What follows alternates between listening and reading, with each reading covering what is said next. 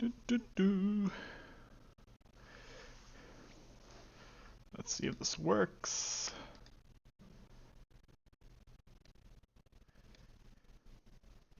Let's see if this works. I wonder if I can. Maybe I just make this. I wonder if this is nicer. I wonder if I can. Maybe I just make this.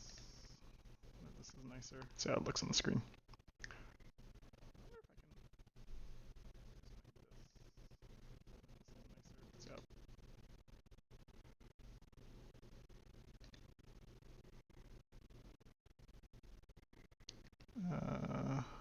Cut.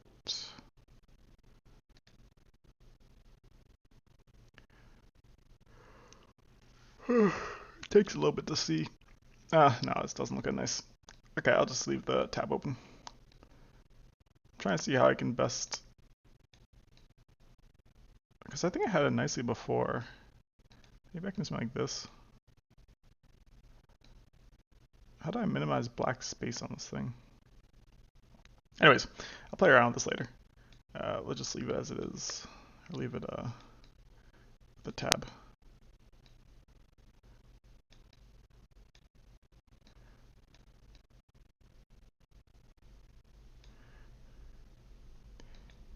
Yeah,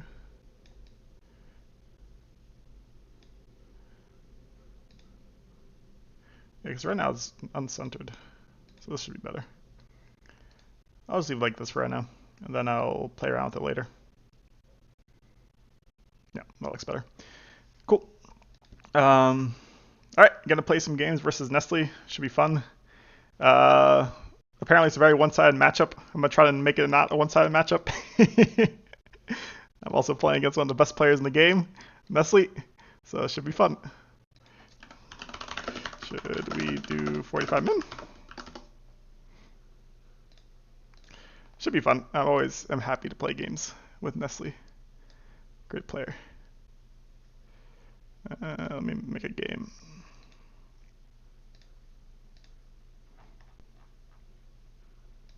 Let's do 45 minutes just so that I'm happy to do longer if he wants to.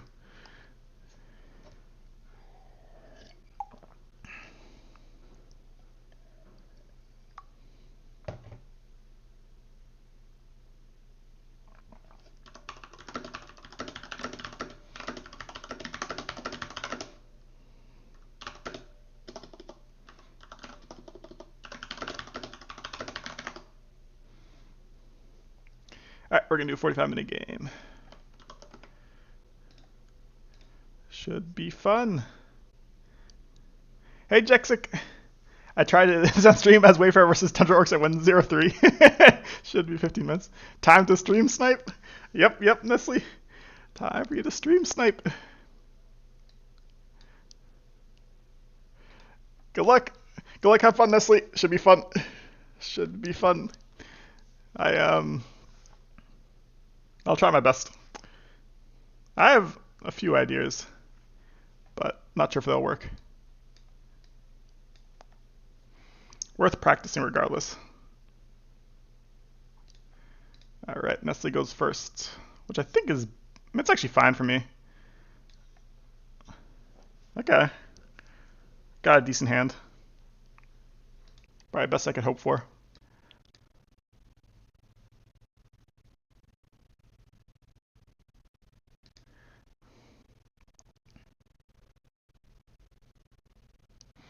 Actually, no, it could be a little better. I could have one of these. If I had one of these, it'd be better. But it's still pretty good. Oh, glad you didn't go over here.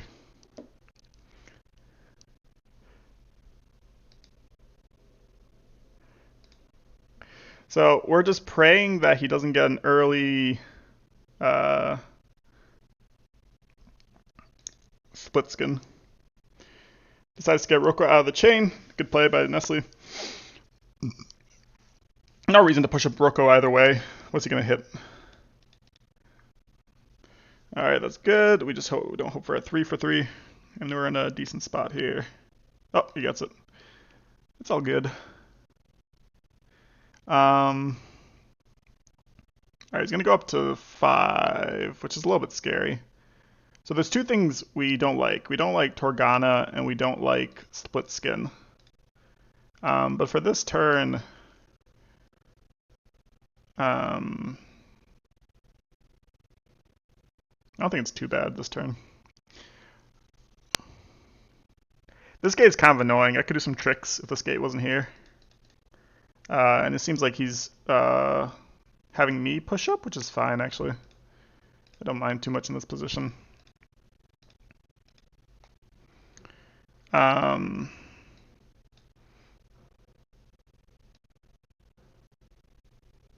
We'll have to do some thinking at the end of the turn. But for right now,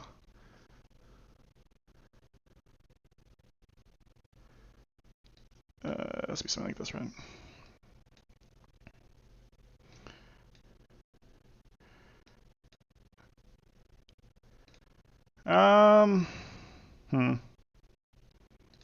I guess the answer is a little better. Just trying to go for the greed. Hope we can get the dice to do it. At least one of them, hopefully. The answer would probably be the best. We get a nice, and then if we can get sniper, that's also good. We get a nice. So good 2 first turns for both of us. I think this one can be discarded. Argument this for this one, but I think in this matchup they're actually not the best. And also the good thing is that now I have 2 in case I draw an overcharge. This I think is super important in this matchup, so I'm going to keep it. Nice. We got what we wanted, which is this card. And then this is a really decent hand. Ideally, we'd have one more magic, but it's pretty good overall.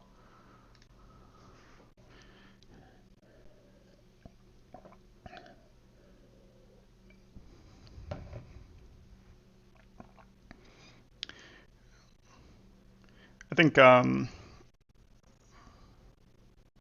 what I'm hoping to do here is, I think Nestle's probably going to play like you should against Storm Goblins. Play a little bit more conservatively with Rokomoko, in which case I have to just go into trying to value trade, because that's something which Magic Denial and value trading is something Storm Goblins is pretty good at. Though, the cool thing about this faction is you can definitely swap play styles. We have a pretty decent hand right now for preventing. The cool thing right now is because we cleared both their units, if they summon Torgana, we can at least try to get it low this turn. I don't think we can kill it, but we can definitely try to get it low. I mean, there's a shot we kill it, but everything would have to hit.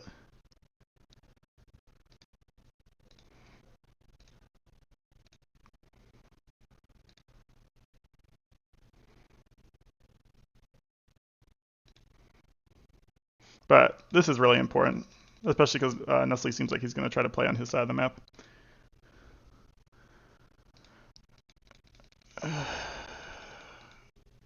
Not sure if this is the best in this matchup.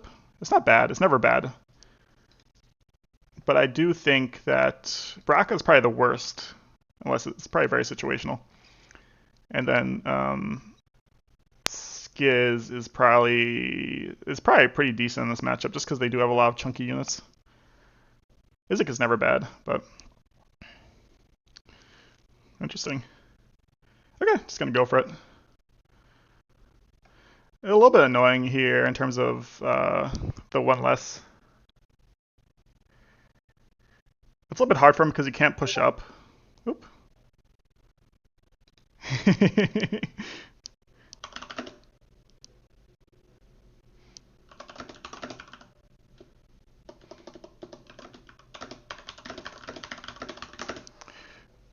Nestle says he doesn't feel good about his hand. Let me give him evil. Where's the evil emoji? I can't find the evil emoji. I'm gonna waste time on this. No! I need to find it. I'll just do a laughing face instead. He got the 3 for 4. Nice. Alright. Cool. So this one is definitely going. Worth one of these ones. And then the other thing is we do want to get damage on Rokomoko. Strong is really annoying this matchup. of course, just because the dice are not the best. But it is still worth attacking. The question is it worth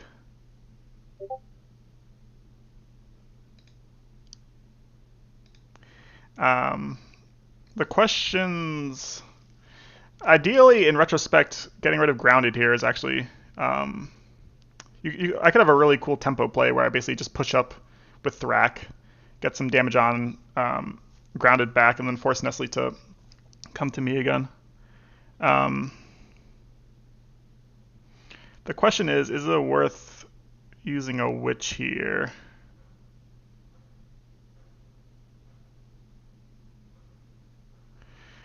Problem here is that he can also summon. I need to be careful of the positioning here is nice because he can potentially summon. If I'm not careful with Thrak's positioning, next turn he can summon a fighter and basically potentially surround Thrak on two sides. If I, for example, push Thrak up and place a gate there.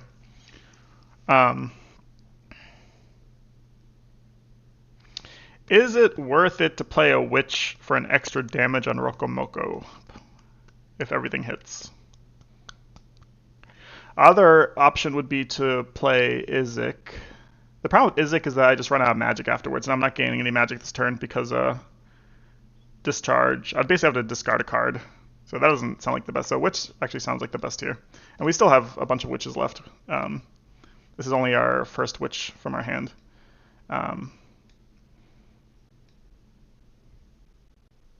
So I think something like this potentially is good.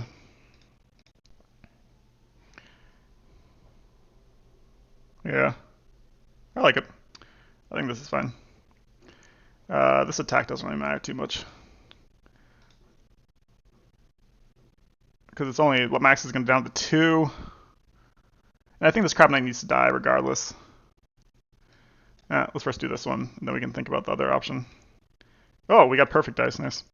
I think I'm using these regardless, so this is a useless attack.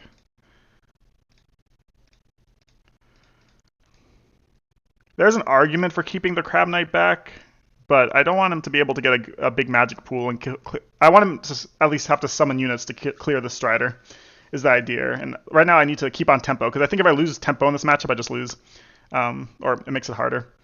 The question is, do I keep? I don't think I do. I don't think it's good. Oh, I drew the other two.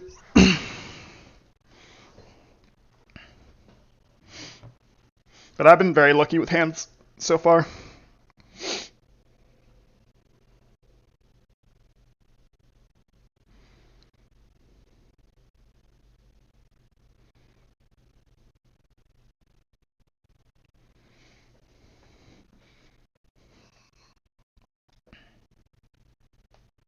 How obvious Izik play there? This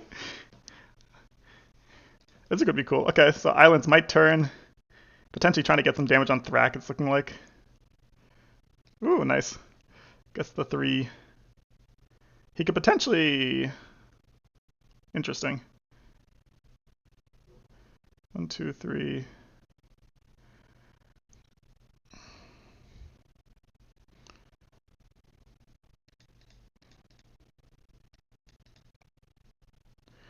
All right.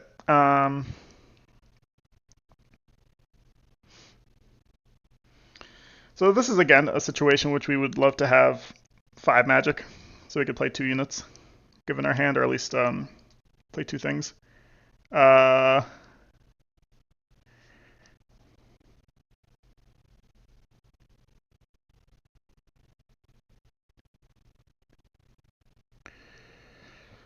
So I think I'm summoning either Braca or Skiz here. Again, ideally, I kind of regret throwing away the grounded, but again, we wouldn't have this magic otherwise. I think there's an argument for both Braca and Skiz. Nestle's up to 4 again.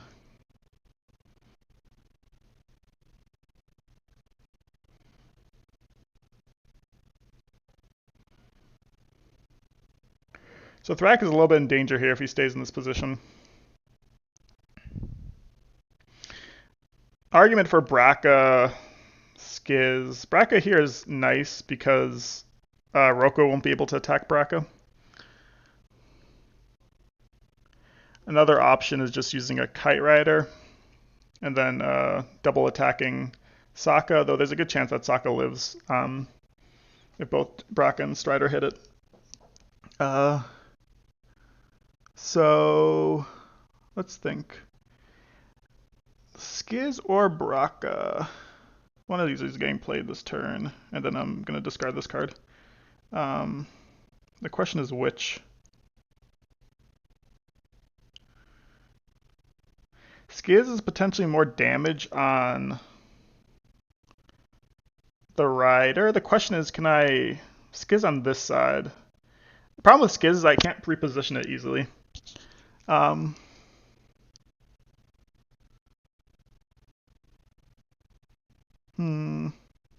It's also range dice versus. So it'll be free, 2 free damage. Versus Braca, of course, is very easy to reposition. The cool thing about Skiz, though, is I can do some really cool later plays with it. But I would love Skiz then to be... The problem is that Skiz would be summoned on this side to get the Ball Lightning effect. Unless I had another gate. If I had another gate, that would be a sick play. But because I don't have another gate, Skiz is kind of out of the game here.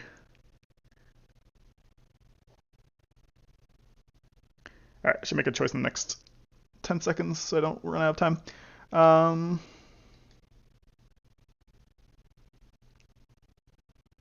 Do we do Skiz for the people?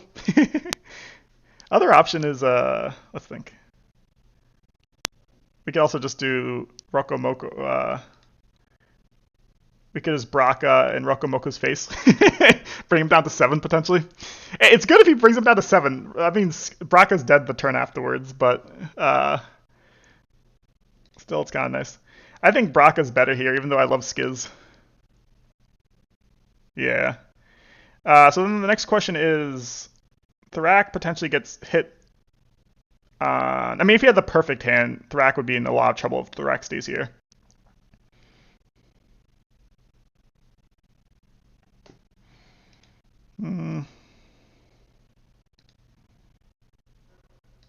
Arguing for Skiz. Alright, I can't take too much longer on this turn. Let's think. But it is kind of an important turn because this will be the champion which I have for the rest of the game because the other one's getting discarded. The people probably want Skiz, don't they? The people want Skiz, I'm assuming. Main issue with Skiz is just it's summoned in a weird spot. And also there's a chance that Sokka lives either way, especially if Thrak needs to leave. There's a third option actually, which is just retreat. Which might be the better one actually.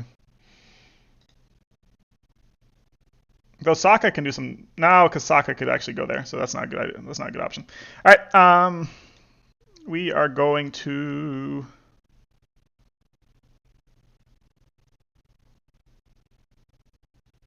I think we're gonna do what the people want. The people want Skiz. I will use Skiz.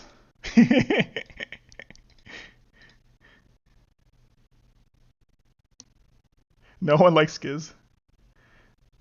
You would run Braca up the middle. My problem with Braca is I'm basically wasting 4 magic to get 3 dice on Rokomoko. I guess one way of doing that, Jexic, I'm not going to do this play. One way of doing that would be to Braca up and then also expose Thrak, and then basically make him choose between Braca and Thrak and kind of go for like a Hail Mary, which might be actually a good play if I had Grounded. But, yeah, I don't think it's good here. I'm going to do Skiz. No. I'll just do Braca.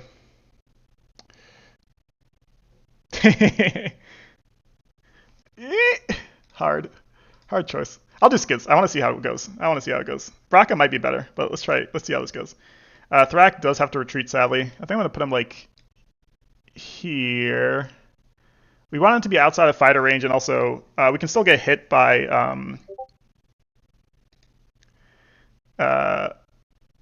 we can still get hit by a sniper, but it should only be 1 sniper. So potentially max 3 damage. Alright, cool. Let's try this out. We'll do range dice this time first. Oh, sad. It is what it is. And then we'll chain lightning for, because we can. And then we will discard you. We will discard you. And yeah, go on.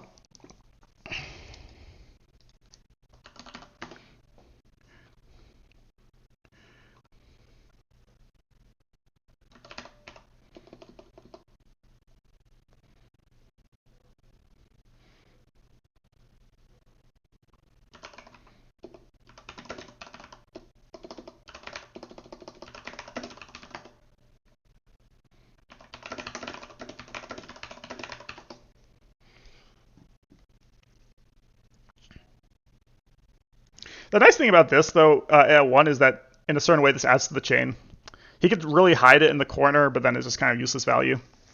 But that's the good thing about it. You don't feel as bad as Storm Goblins leaving something at 1 or 2 just because it can add to the chain. Like, potentially you can reach further than you thought you would.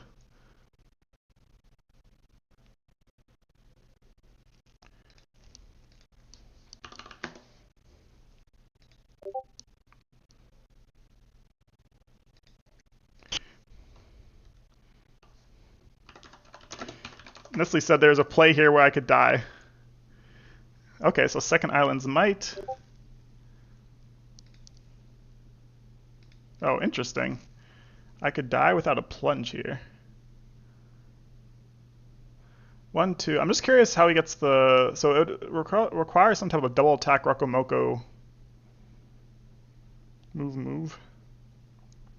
Interesting. So maybe Thrax should be here in retrospect. But interesting to know that this is potentially lethal.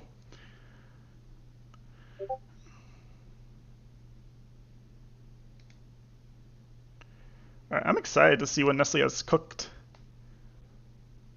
He needs to be a little bit careful here, because I do have Skiz.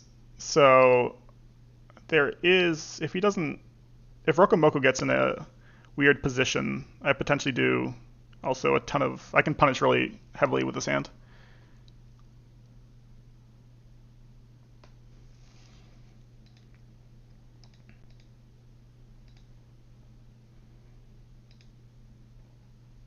Baraka would have gone 3 for 3. Very true. With those dice, Sokka would have been dead.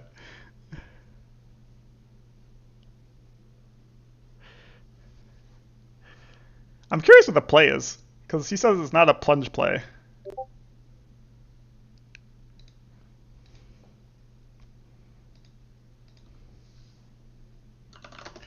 Alright, so what is the play here, Nestle? So you have... Oh, I see. It's just these two. So potentially 12 dice on me. And then double attack with this dude.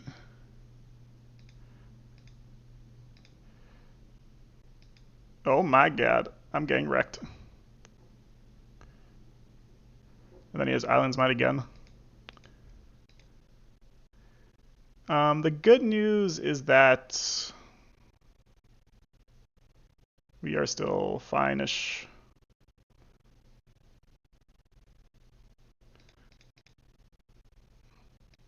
Alright, those dice were not nice to me. But good to know for the future. A little bit scary. So now Nessie's doing the smart thing where he's kind of going all in on his cards.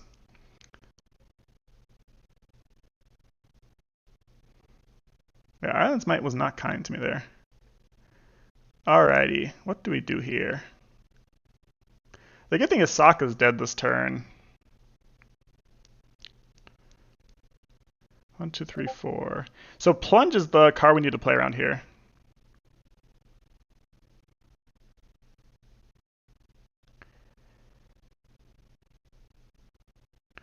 So I think it's probably something like... The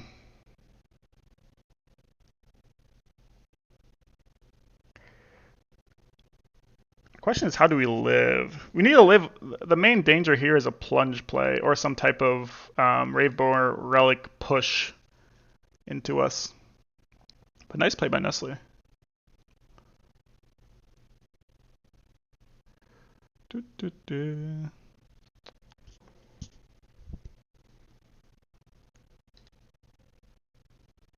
The Skiz regret is real. Yeah, it's worse because I don't have any Volt Swappers or Kite Riders in hand right now. All right. Let's see what we can do in this situation.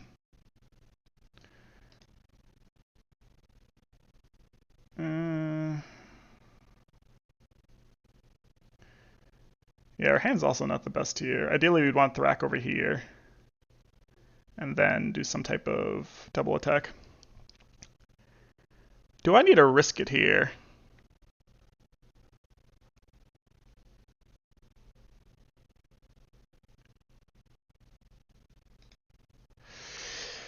I think I do need to get damage on Roko though. Like I think it's losing play if I try to do if I try to be too cute with this.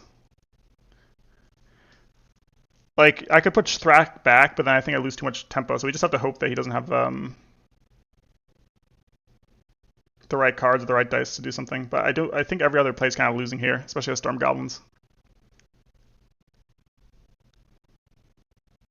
Okay. Sad thing is Skiz goes down. So in retrospect, Hargrad is completely right. Braca would have been better in every situation here. And actually, Jexic's idea would have saved me also. And would it have? No, because Jexic's idea, Thrak would have been. Actually, no, it would have been fine. It would have been fine. So I should have listened to chat. Basically, I'm a fake Storm Goblins player. All right. Chain Lightning, of course, and then sadly, Skiz is just basically a 3/4.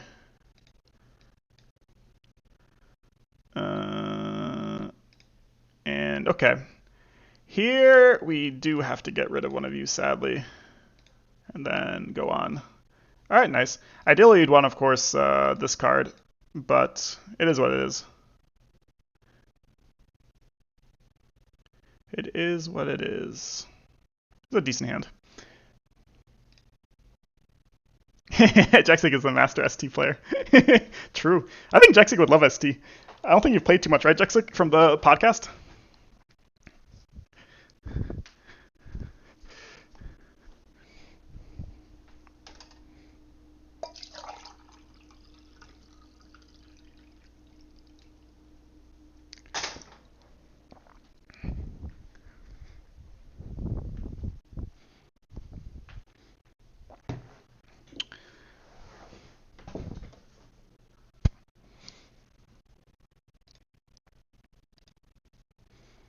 Do, do, do.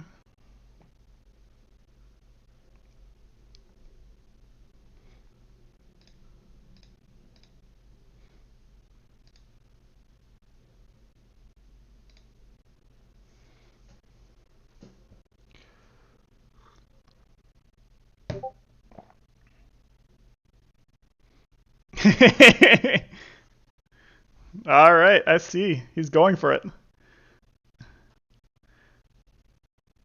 Do I win if he whiffs this? I think I do. Yeah, I should. Do I? No, actually, I don't, do I? There's a shot. It'll just be low chance. 1, 2. Alrighty. Dice don't fail me now. I've seen much of these whiff. Oh, I get it. Nice. All right. The sad thing is I don't have the cards to do what I want. Actually, do I? There must be something here, I feel like.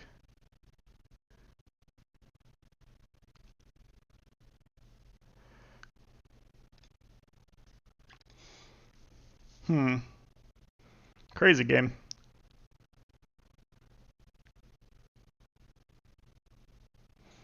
Is there a way to attack my own witch?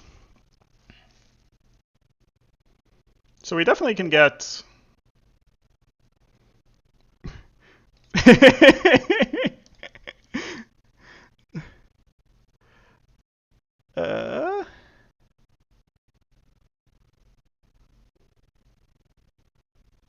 Kind of cool. I don't think I have the hand, though, to punish this.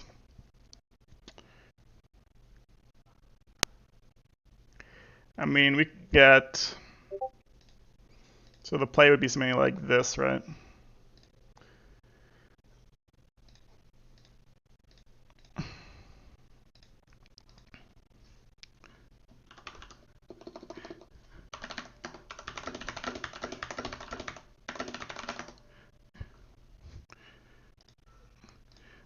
It would be something like this, right? You do...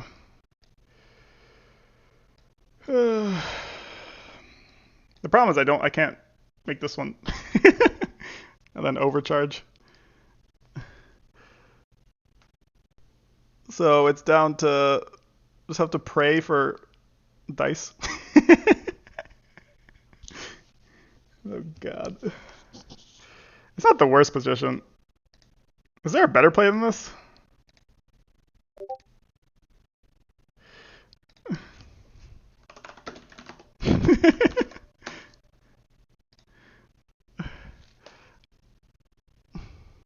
Yeah, I need a Volt Swapper.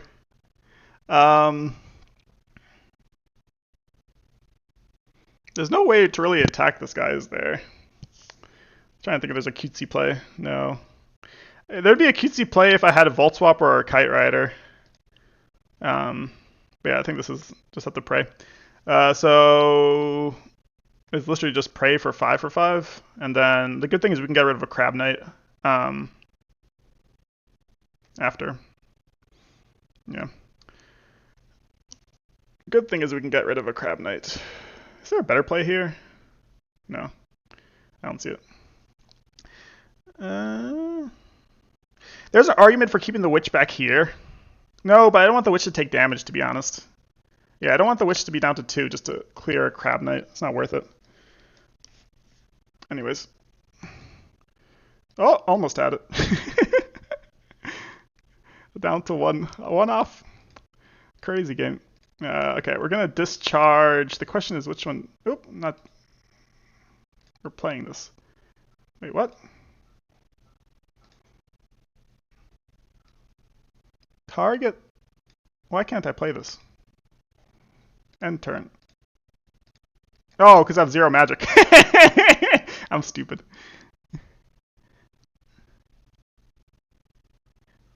All right. The good thing is he can only do 3 attacks. Saved by only having 3 attacks. All right, and he doesn't have any more Eyelids Might, so we'll see. This is actually the perfect hand in case I live another turn.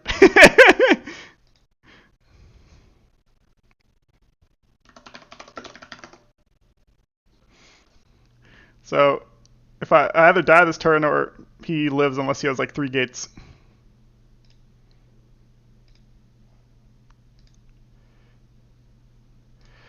Oh, interesting idea.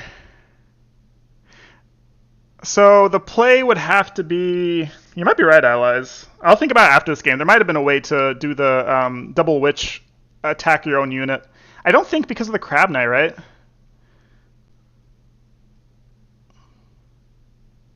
Yeah, I'm not sure if it's possible with the Crab Knight. Or let me know if you figure something out.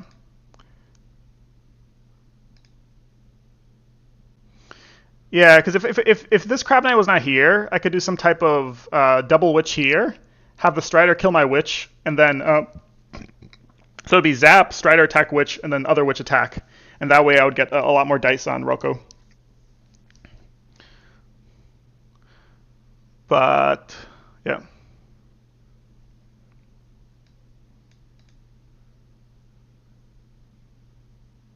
But cool idea, allies. It's actually one of those plays where if he had a if he had a like it would have actually helped me if he had a stone skin, split skin. Sorry, split skin actually is funny because I drew so little Volt Swappers it actually wouldn't have affected this game at all. I think maybe one turn it would have affected something. Nestle says time to do the impossible. I guess with plunge you might be able to like get your Rokomoko over here. So I would have hard.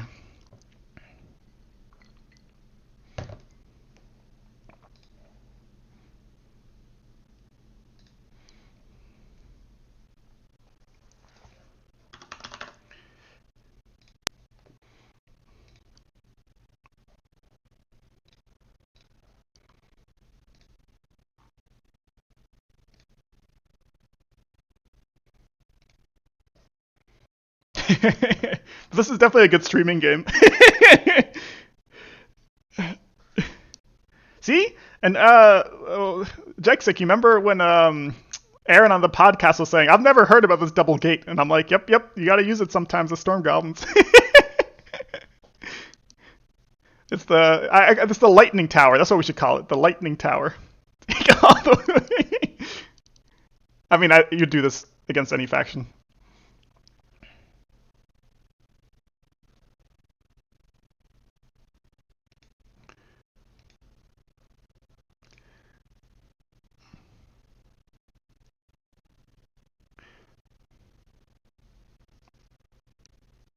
I guess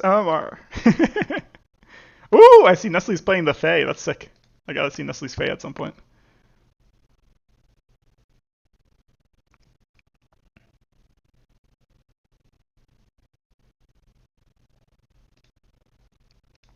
Economy-wise, we are doing decently. I think we win on economy with this board state just because we have a double recharge. I can play around getting back at least my last witch. I don't have any more witches. I definitely can probably try to play around getting a kite rider or two. I have 2 more striders left, so we're probably in a decent spot economy-wise. It's more just we're both at 1 health, so it's hard.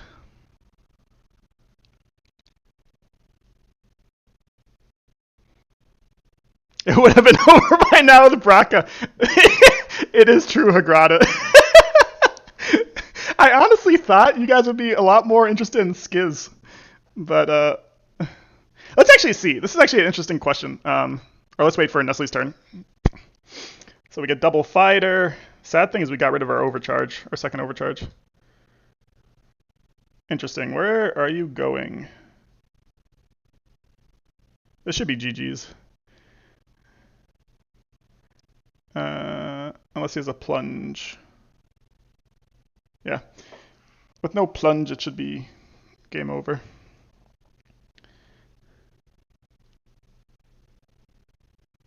Or maybe a gate? No, would gate matter?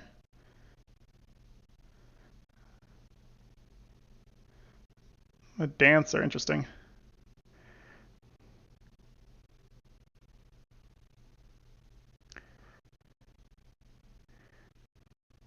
Oh, can you tempo off your own units? No, it's enemy units. Is it...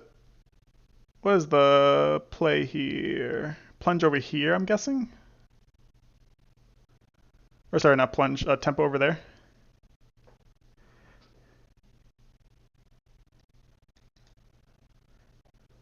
You have Brack as your avatar? I'll show you later, Bean. Basically, Skiz was used. I had a choice between Braca and Skiz, based off my hand state. I'll rewind to it later in the game, or after this game's done, so I can show it to you.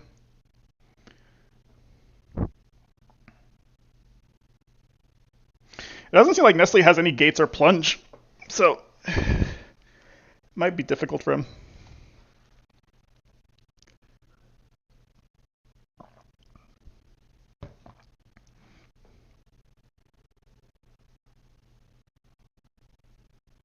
I need to remember though, like if Nestle had even a slightly better hand, that one turn he bring Thrak down to 2.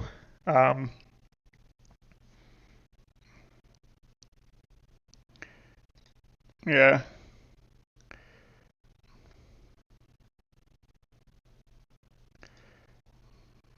Going over here. It's GG's, but nice try by Nestle. But yeah, I should have lost that game. I think I had a 33% chance of winning this game. Oh, he puts on the dancer. Nice play.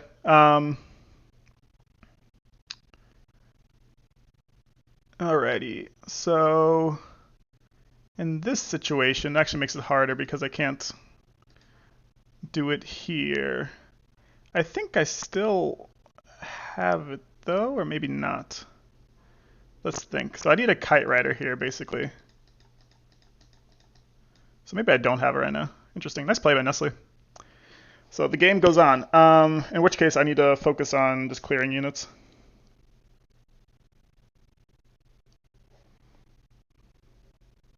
Hmm.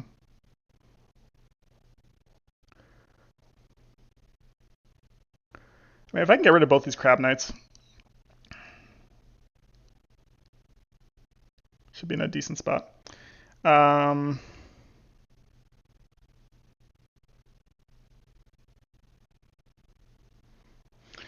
so this turn, we're more just focusing on killing these things. Nice play by Nestle. Very nice play. So we're just gonna recharge. This is gonna be. We already have another recharge. This is basically um, a recharge to try to. Uh,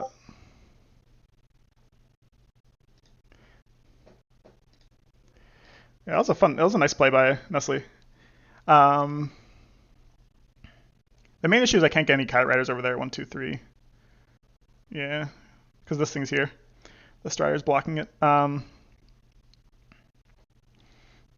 we can just get really good value. I think is the goal this turn. Get really good value, and also what we want to do is get 2 blockers in front of Thrak, just so he doesn't uh, die too crazily.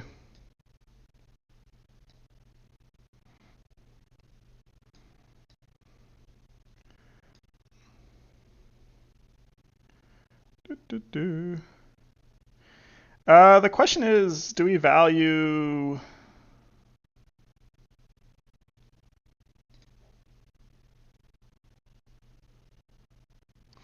Huh. Because this is at the beginning of the attack phase, right? Yeah, yeah. So something like this is good. The idea here is that look, some dice are going to whiff, so we at least want to get one of these crab knights gone this turn. Also, this kite rider in this position is very nice for the turn afterwards. And also I have 45 minutes, so I can't really. I need to stick with this plan. Another option would be to get this fighter inside the chain. But I really want to get rid of this crab knight. And also this fighter can 1, 2, 3. Ooh, wait, is there some type of weird plunge play with fighter? 1, 2, 3. He can get an archer over here, so this fighter does actually have to die. Damn. Good, I thought about that. Plunge is actually pretty absurd. In which case, no. In this case, it's better to do this. Damn. Nice play by Nestle. So we have to redo this a little bit. So the play is basically this has to stay here.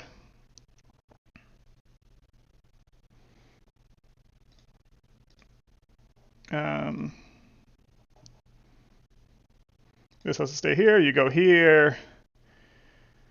You go here. This guy has to go. Oop, come on, game UI. And then you have to go here, something like this. Yeah, almost fell into that trap. Ideally, we would love to kill one of these crab knights, but let's hope everything doesn't whiff, I guess. Is the game plan here. Spike spikes.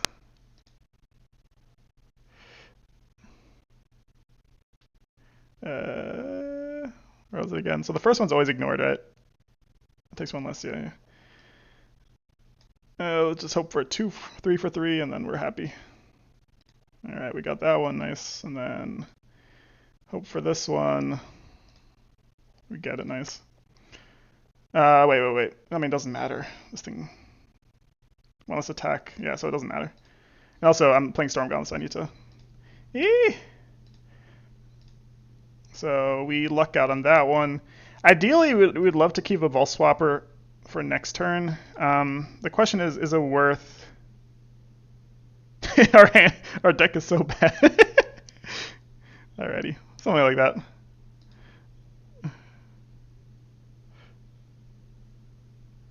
I wonder if we lose because of this. Interesting. Whatever.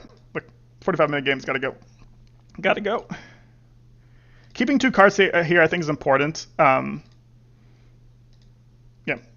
just to make Nestle think.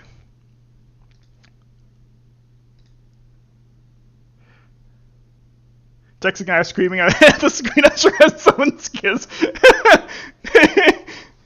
uh,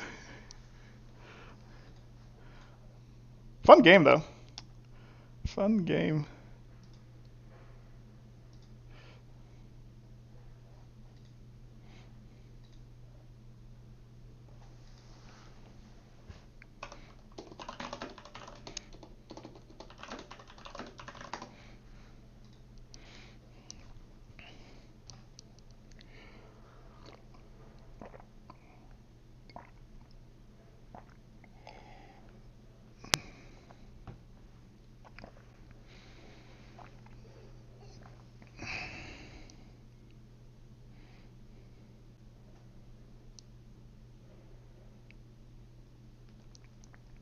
Yeah, so the importance of this kite rider is that the crab knight can still go here, and plunge archer or something here. So, because plunge is 2 spaces away, I think, or is it 3 spaces away? 2 spaces away.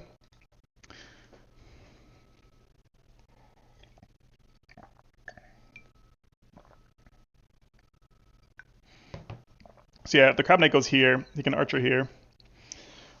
Get a shot at Thrak.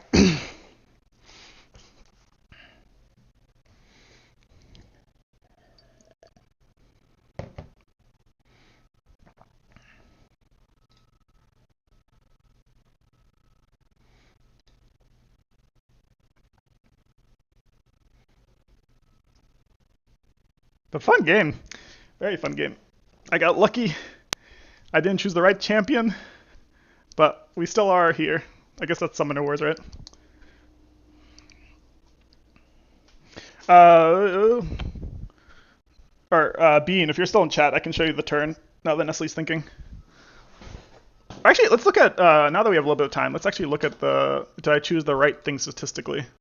So basically, it's either 5 swords, so I need a 5 out of 5 with Braca, so 40% chance, or it's, what was it, 2 swords, 3 bow, but I only need to hit 4.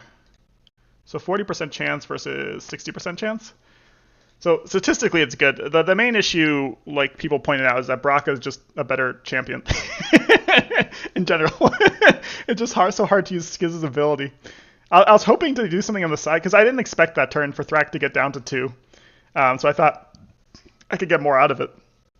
But I'll show you Bean, I guess. Let's see. So this was the turn. Wait, turn before. So this was the turn, and basically I want to get rid of Sokka. And so it's either Braca. The main issue is I had 4, so ideally I would have a Kite Rider over here or a Gate over here. And then, but the question was, do I put Braca to double attack or would I use Skiz? And I chose Skiz. Because I thought that's what the people wanted. No, I'm kidding. And it turns out Braca was the better choice given the roles which happened. I mean, I think if Sokka died, Skiz is not bad. But the way it turned out, yeah, just didn't work out.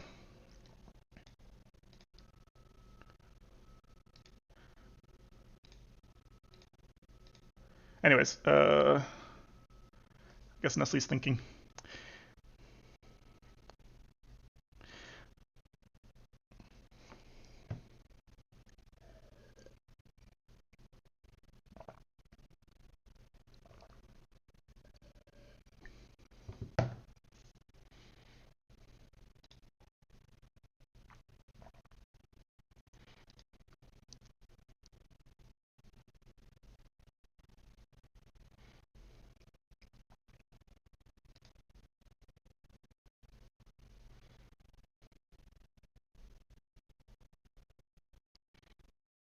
Who wins?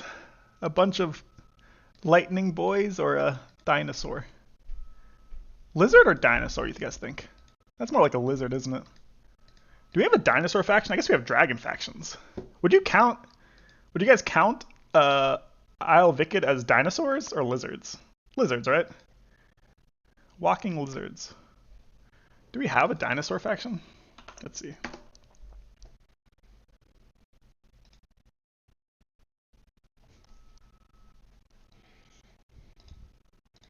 What's the I guess.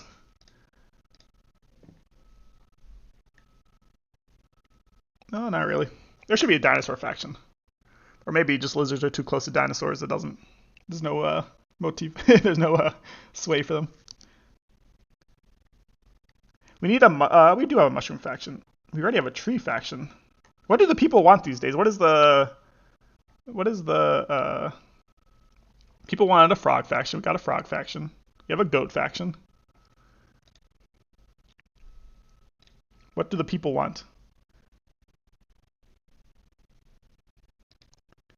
No, I think Nestle just has to calculate a lot. I don't think I've ever seen. The only time I've seen Nestle, quote unquote, salty was when he had to with 14-day games, because 14-day games I can understand just take a lot out of you. I mean, I abuse 14-day games also, where I spend multiple days thinking about a turn, which is just I don't think it's healthy, to be honest. Like maybe it's healthy for theory crafting, but and I understand when people are very busy, 14-day games are necessary. I have nothing against that, but I think a lot of times 14-day games just turns on people, including myself, unhealthily, just thinking about a turn for multiple days. And then, of course, it doesn't work out and you lose, and then you're like, why did I spend all this time thinking about a turn? Or, you think about the worst is when you think about a turn for multiple days. It's a really good turn, and then your dice just whiff.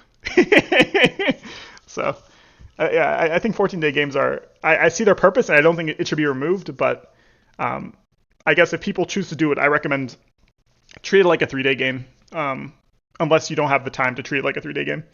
Just because I think mentally it can be taxing on some players, including myself. Avian's dinosaur faction? True. Didn't dinosaurs turn? Dinosaurs are originally birds, right? Or birds. Sorry, birds are originally dinosaurs, right? Let me Google this. Are birds originally dinosaurs?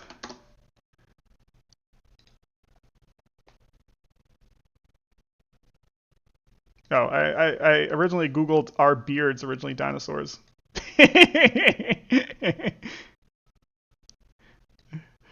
Are beards originally dinosaurs? Uh, are birds? Yes, modern birds are a type of dinosaur. Oh, interesting. Okay.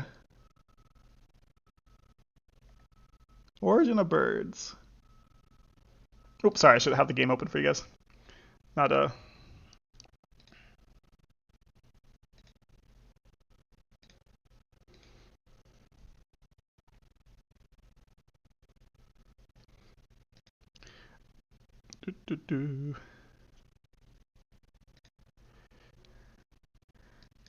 Wait, why is Bean a moderator? Who made Bean a moderator? Why is Bean a moderator and Jexix not a moderator? That's the real question. Oh, let me refresh just to make sure it's not one of these bugs. Yeah, it's a hard turn. I definitely it's a hard turn for Nestle, especially if he threw out gates. The other thing is, even if he didn't throw out gates, I'm in a decent position here with 3 Striders to. I just have to be careful of a few plays. I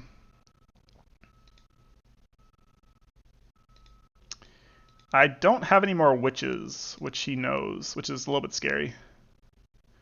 Ideally, I'd like to get one, but I do have a bunch of Kite Raiders and Striders. So as long as I keep Thrax safe, and especially if I'm able to get this card back, or this card, I should be in a decent position to trade.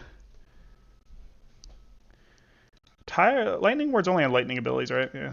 So it's not like I can ignore Stone Skin. But to be honest, Split Skin Armor is something which I can definitely play around with Recharge to potentially get some Kite Raiders back.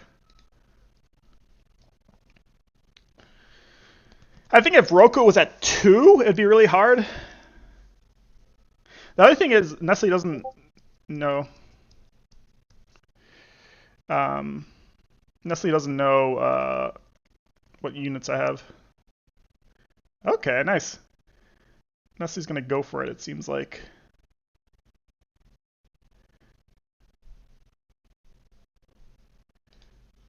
the plunge.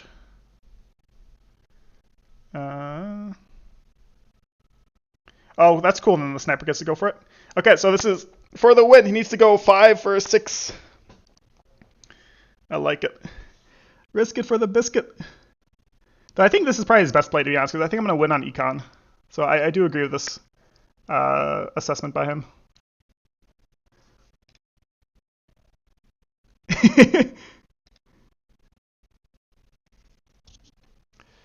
I think it is the right play. Interesting thing is I could lose if Thrak goes here. Alright, so he needs a 5 for 4. And then he wins. Let's see it. Oh, no!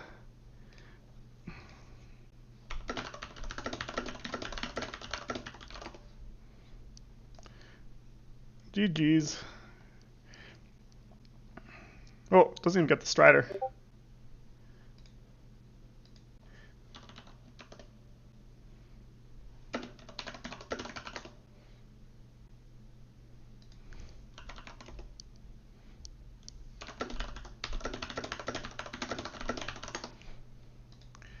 Yeah, with Relic he would have won also.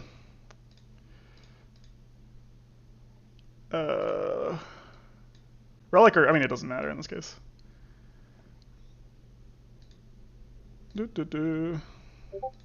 Yeah, Relic he would have won.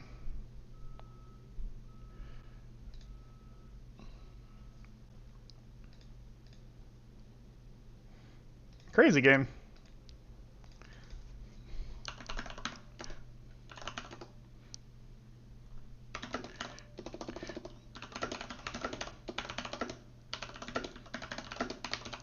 Crazy game. But nice nice ending for Nestle. Yeah, Raveborn well could have died. Honest win with Honest Faction. Hey, Exile! Honest win with Honest Faction. Or Grata.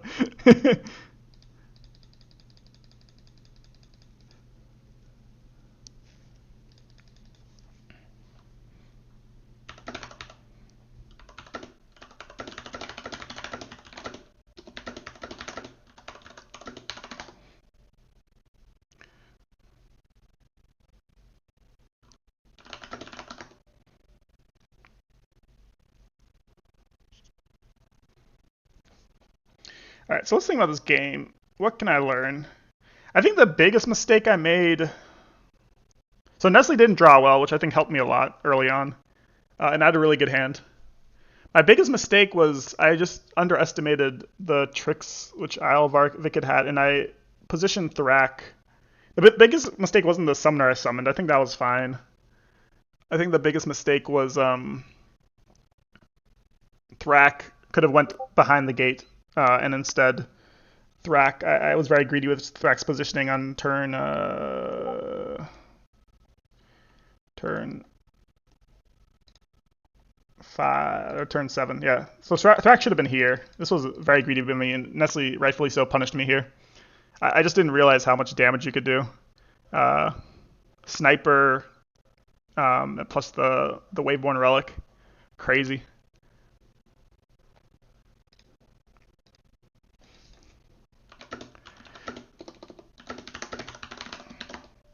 Yeah, I'm down for another game.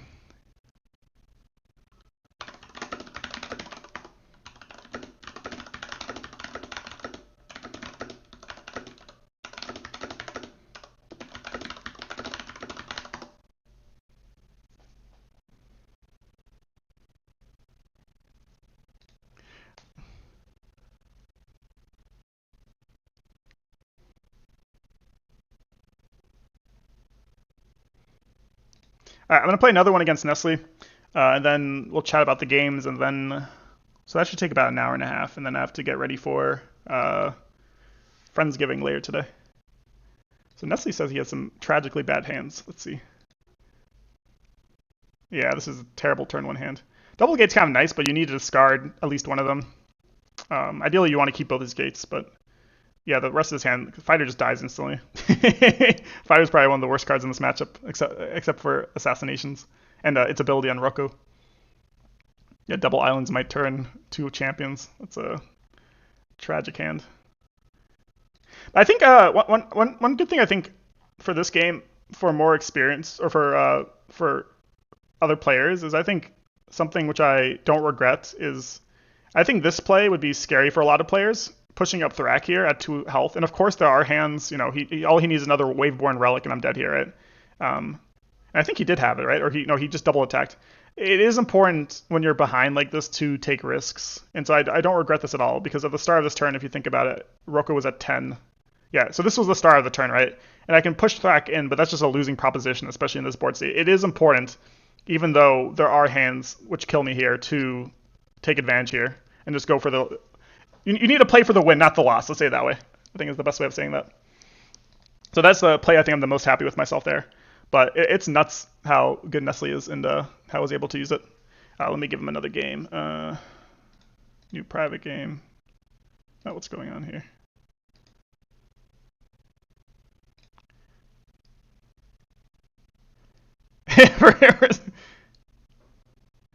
SD heavily favored versus lizards. Proven. Yeah, there was a big exile. There was a big debate.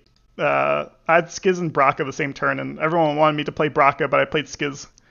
Let me send this to Nestle.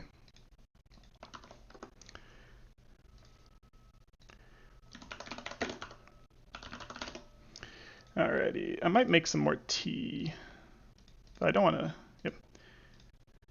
So there was a big debate one of those turns to play Braca or Skiz, and Hagrad has been been making fun of me because it ended up in disaster. All right, Nestle goes first.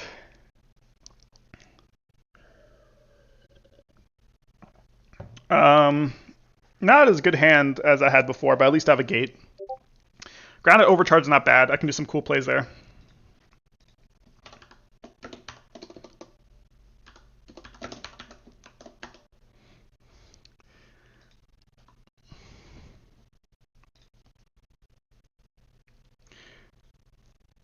Yeah, I thought my idea behind Skiz here is that so IV is not the most formation heavy faction, but with dancers they can be pretty formation heavy.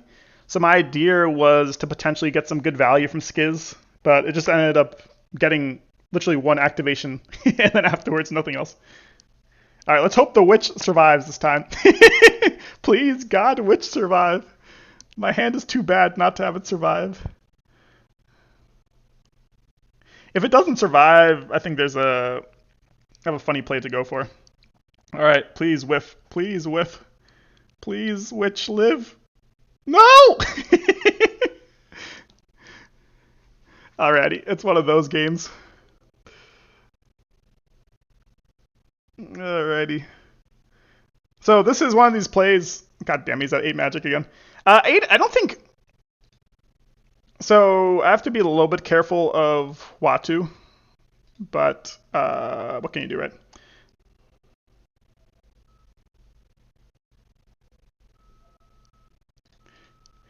All right, so this play is literally just. It's gonna be. Do I do double? There's an argument to do double here. No, I want more magic, so I think I'm gonna discard this one. It's look, the thing here with the double, the reason which I'm not gonna do this for newer Storm Goblins players is because there's a chance that this thing whiffs, and if it whiffs, then it's just basically useless. So it's better to have this give me 1 magic. I'd rather have 1 magic than 1 damage on Dancer, because it's not even gonna kill the Dancer, right? If this was possible to kill the Dancer, I'd do it, but because there's no possibility it kills the Dancer, this is just a better play. Kite Rider's not worth it, it just gives him free magic. The question is, where do I put this gate? I kind of want to play on this side this game. Ideally, I usually put the gate here, but that just gives him free access to it. So I think I'm going to try to play on this side this game.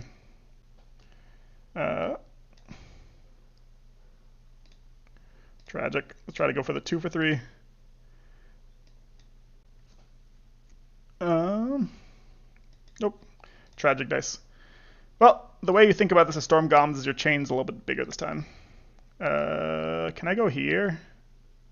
Can I go here? This is the best place, but this is safer. 1, 2, 3. Sniper at 1, he can't do some push shenanigans because he'll kill the sniper. Worst thing here would be a plunge play, right? So this is not possible. Has to go here. Or maybe... No, this is better. This is better. Wait. Plunge, 1, 2. Yeah, sketchy either way. Sketchy either way. I think we get rid of this and just hope for a really good hand. Oh no!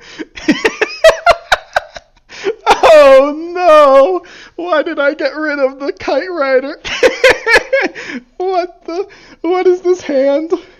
Well, potentially I can get some really cool skiz value if somehow Thrak. No! This is miserable.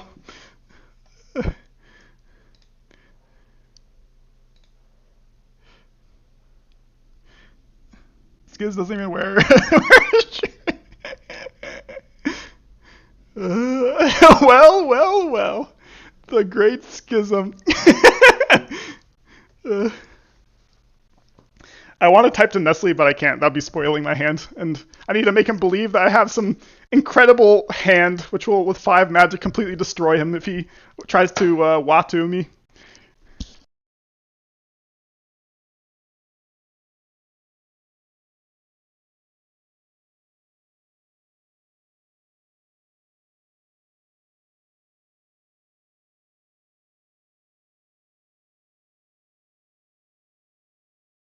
God bless. God bless.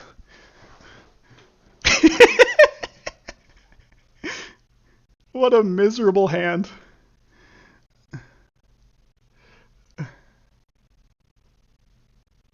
Sad thing is that...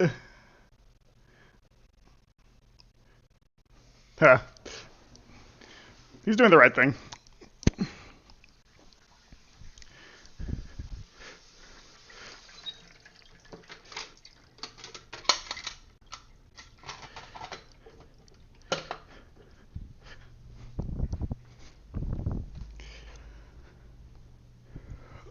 Oh, nice play. Joke's on him, though. This is an inactivity damage turn. Oh, God. What the fuck is this hand? Alright, what am I discarding? Probably this card, and then one of these two. The problem is, like, this card's so good. Alright, yeah, this is definitely a... Oh, God. Alright, I need to think a little bit here. Where is Thrak going? This is inactivity damage. The problem is if I... Bracca's just going to get exploded if I summon Bracca. Argument for Thrak... Is Thrak fine here? Let's think. 1, 2, 3... Main issue is plunge here, right? 1, 2... Some type of fighter plunge play. Yeah, Thrak cannot be here. Can Thrak be here, though, is the question. 1, 2, 3, fighter... Watu. Good thing is fighter 0 or 1? I think it's 1, right? Yeah, so he can't do fighter Watu. Thrak cannot be here because of fighter. Raku just gets free damage on Thrak. Let's see, 1, 2, 3. So basically I have to be afraid of here. So actually it might be fine. 1, 2, 3. Can Thrak be here is the question. Thrak would love to be here, but I'm not sure if this is actually possible.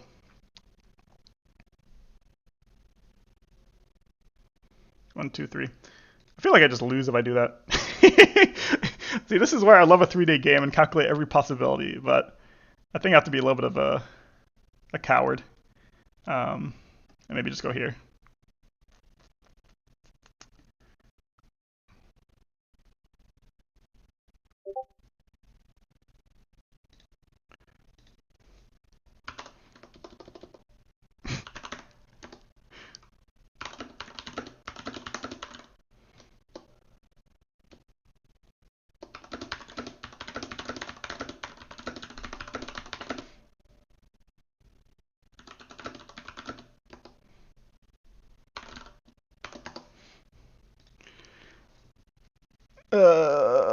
God. So, Ideally, I'd have a witch here and just ping at the dancer. That'd be the dream scenario here. That way I don't take any activity damage. The question is Thrak here safe? No, it would be like a fighter plunge Island's Might, and then Thrak is not safe. Does Thrak move here? No, I think Thrak is actually probably fine. Kind of annoying though. I think I build here. These are some nice gate positions for Thrak. We chain lightning, and then we get rid of you because you're kind of useless. And then, do we trust Hergrada? Nah. Get rid of this guy. Let's go! And then I get punished again. No vault swappers. Oh no! Oh no!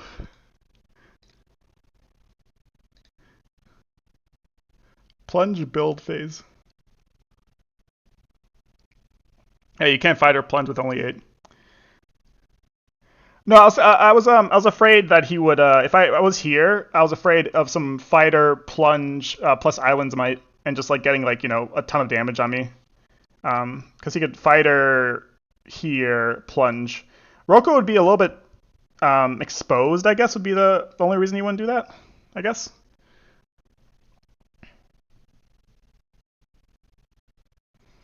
But now I have a really nice hand. We can play with this. We can slowly push forward. Also, 7 magic is never bad. Hey, look, we both have 7 magic. Kind of nice.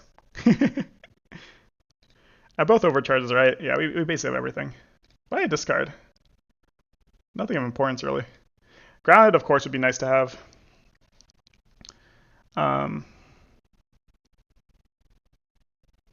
So what we need to be a little bit afraid of here is, especially if he gets back up to 8, we need to be we need to make sure that if he uses, oh, God bless. Not that that matters too much. It kind of does matter. A 2 for 2 would not be nice. A Watu. So we want to reduce the damage this can do. The good thing is if he summons that, and I still have both witches overcharged, it just dies in a turn.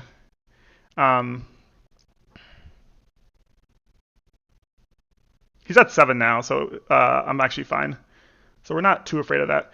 So this is just going to be a sort of like a slowly pushing up turn.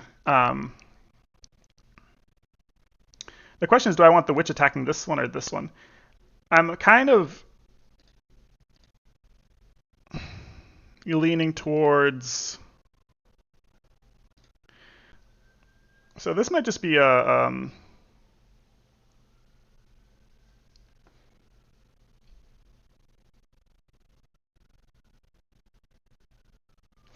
No, witch here is not the best because Roko has that. I want Roko to at least spend a card to be able to get over there. So it's probably something like this is this turn. A nice, just slow push-up turn. Question is, do we discard something for the combo? I don't think we do. In all honesty, this is probably the best thing to discard. You know what would be really nice here, actually? You know what would have been really nice here is Braca. Braca straight up here. Yeah, Spike Skin would be nice for you.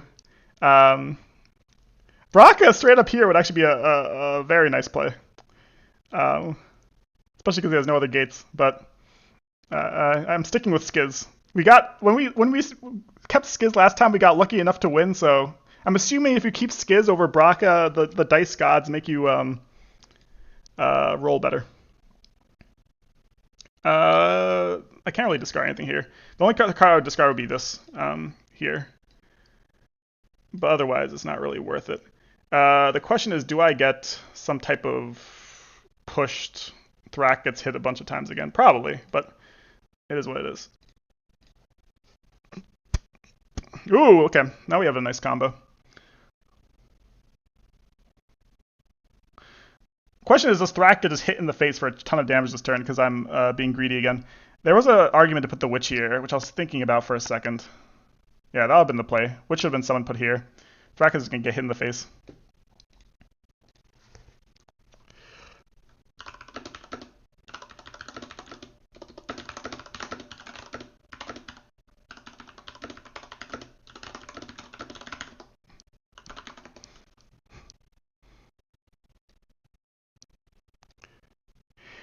The good news is if he goes for this Thrak play, with like if for example if he has some Rocco, he would have to have fighter plunge. No, he'd have to just have plunge. So you'd have to have the move thing plunge, Island's Might, and then he can get 8 damage on Thrak. The interesting thing about that is we end up in a similar situation where Rocco the turn afterwards, because especially of the skate and my hand would just take a shit ton of damage the turn afterwards.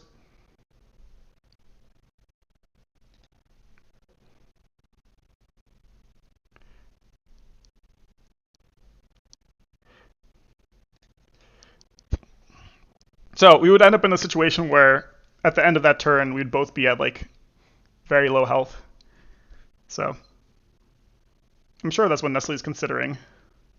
The good thing is I do have a good hand to punish. Because it would be basically, yeah. I should have at least, this switch should live in that situation. Oh, looks like he's going for it, okay. Ooh, Sokka also, that's a sick play.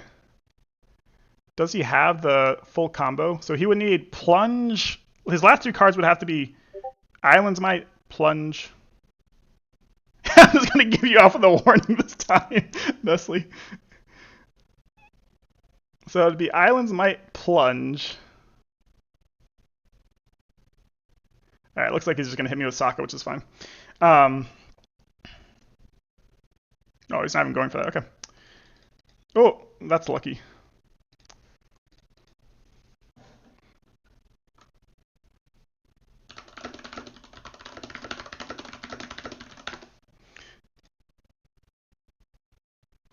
Alrighty. Interesting. Does he go... I'm assuming he has a spike skin. Otherwise, I can do a really fun play.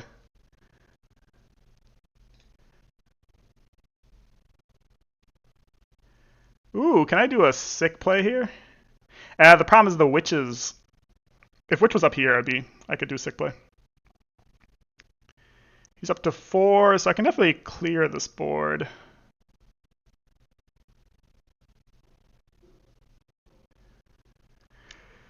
Alright, there's some fun to be had this turn. The question is it a Skiz turn or is it just a boring witch turn? I get this witch back, which is really nice. So let's do that. Let's do first what needs to be played. So definitely recharge. That's definitely being played, and it's definitely being played in these 2 positions. That's not even a. We have a god hand here.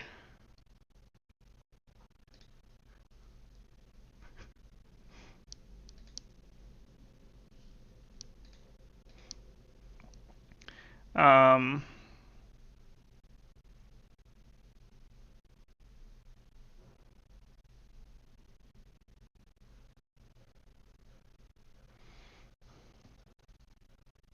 Sadly, I don't think it's a Skiz turn. If I had one more magic, I could do some gross things. Basically, just kill Sokka. Um, so Strider needs to go here. That's not even a question. The positioning here is kind of interesting. So I think Witch has to go here just because of the way this switch goes.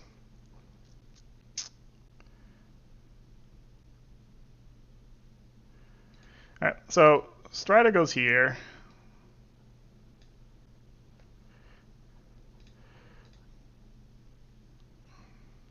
Wait. No. The question is, does Thrak push up or not? I don't think I can with this position, sadly.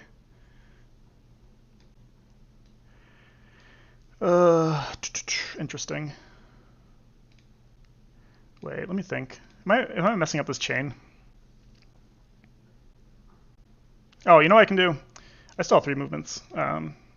This switch is in a bad position. It should be here. All right, this is how it should be. Sometimes chains take forever. This is part of like learning this faction. Is you just have to. The problem is that it's not gonna be in the chain now. But I can put the vault swapper here so it's in the chain.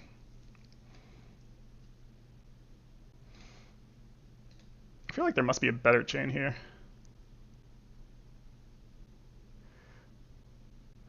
So I forgot about Sokka.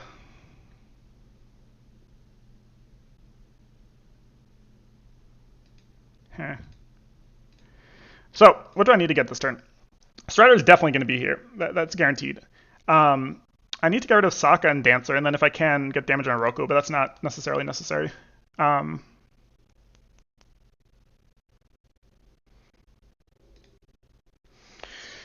how do we do that? So Strider definitely goes here.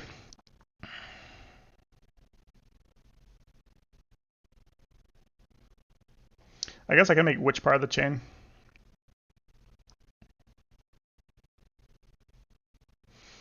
Maybe it's something like... the problem is, where does this switch go? Just double attack the Strider.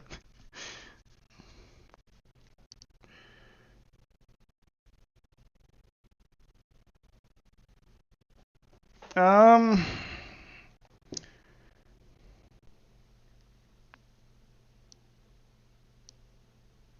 I don't get any damage on Roku here, which is kind of sad. But I think it's necessary, right?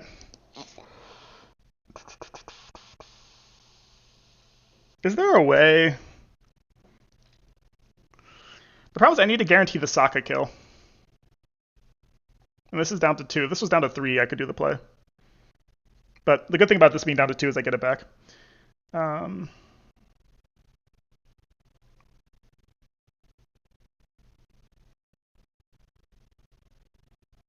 Argument for this switch being also here, just so that I don't get some type of Thrak doesn't just get wrecked by some type of plunge play next turn.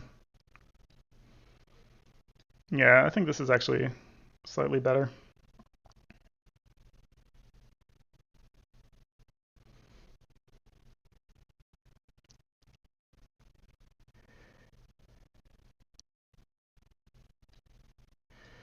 Maybe something like this. Then I even get a... it's too bad I can't reach the fighter back there. That'd be sick. Alright, where does this guy go? I guess this guy goes for the hopeful attack on Roku.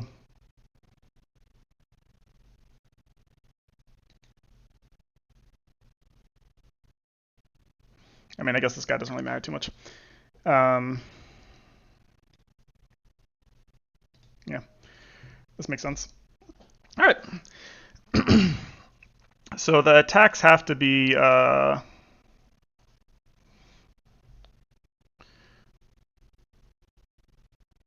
attack you first. Yeah, this Vault Swapper's been doing nothing. Is there a way to have this Vault Swapper do something? I don't think so. I don't have enough time. It's a 45-minute game. I think this is the best play I can think of so far. Yeah. I think this is good. All right, hope for a 3 at least. We get 2, which is sad. Oh, the Vault Swapper should have been down here. Oops. A mistake.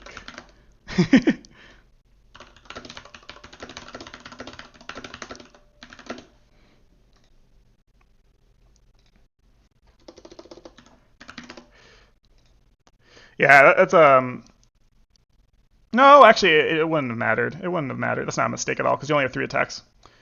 You only have 3 attacks. Always forget that. All right, so we need this one to at least to hit 1. Not that really matters. Then we chain lightning. And then the question is...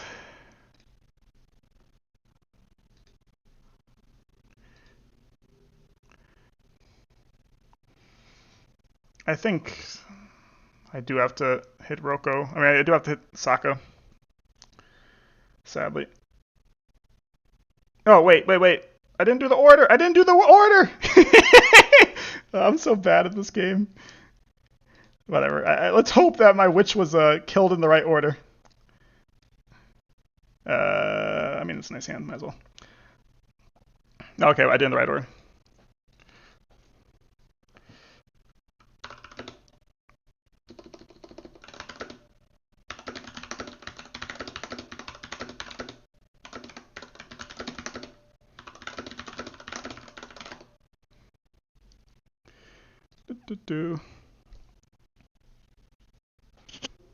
Anyways, let's read chat.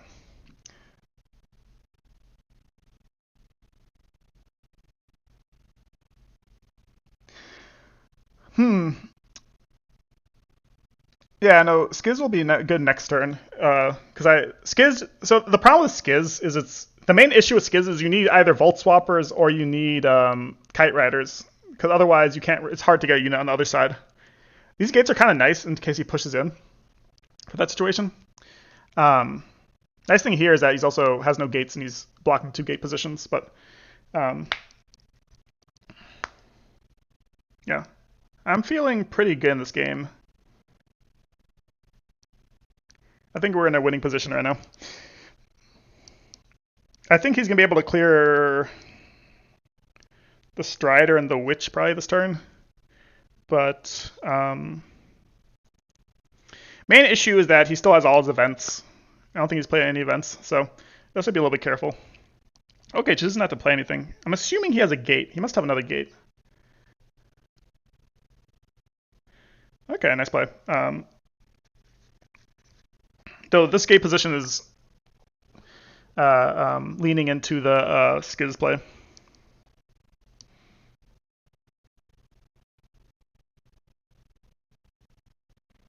This position is very nice because I can't get any units to either side of Roko. Oh, unlucky. I'm basically being carried by Nestle's bad dice rolls. All right. Do I want to go up to 8? Is he going to go up to 8, I guess, is the main question. I think he definitely needs to go above 5. Okay.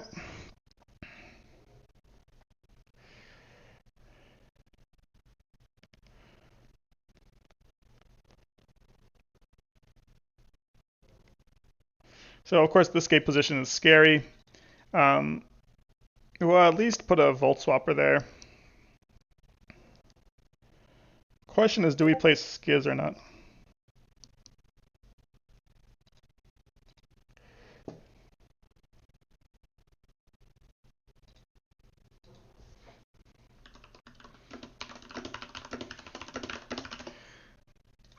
Ideally, you would have a couple of Striders, and then we could really solidify this position. Strider here, and then maybe a Volt Swapper here.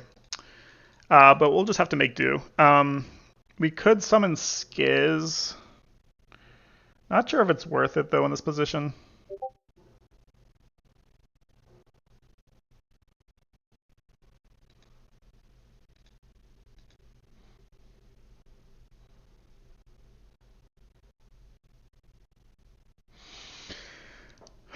So the tragic thing about this hand is that ideally I'd love to have a chain here and then get some witch dice on Roko.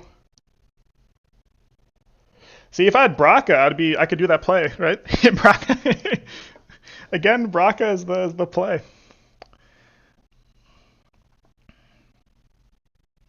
All right, Skiz has just been disappointing me.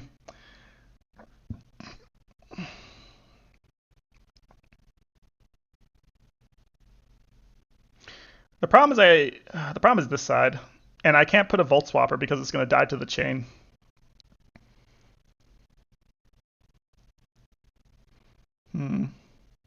Oh, I'm down to 28. I can't be thinking too much here. This is kind of a throwaway turn, I think, in general. We'll probably do something like this, I think.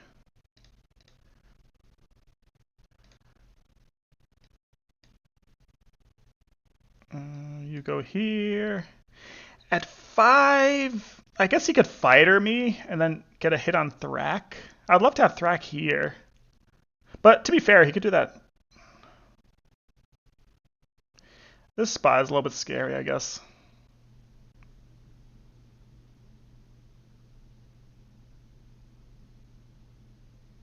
Whatever. Whatever. We have Skiz next turn. Yep. Something like that. Can't think too much here.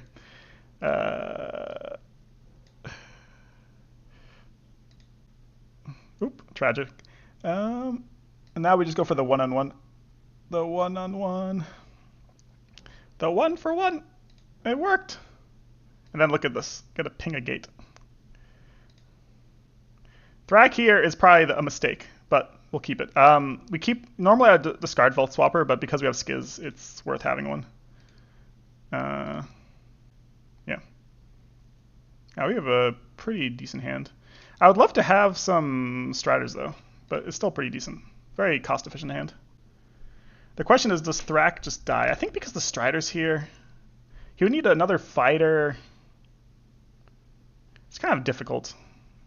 It would have to be like a double fighter plunge play to get some serious damage on Thrak.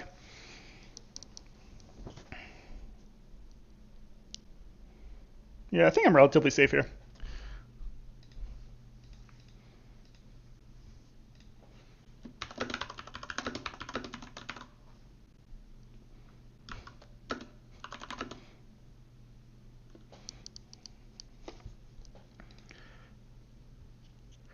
All right, so we get this guy down to 1.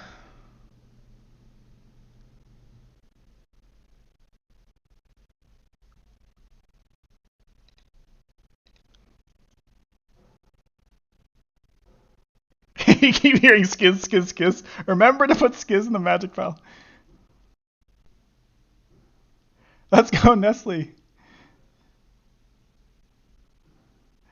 Hey, Tortugatron, how you doing? How you doing, No Loon, also?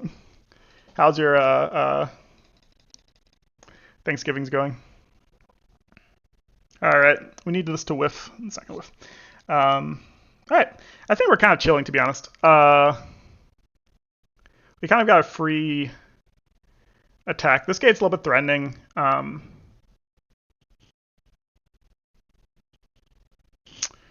Might just be a retreat turn, to be honest. Might just be a retreat turn. Yeah. I think this is a turn we just do this, to be honest. Force him to... Torridon is not hitting anything this time, and there's no reason to hit Torridon. I think this is the best play. The question is, do we discard anything? I don't think so.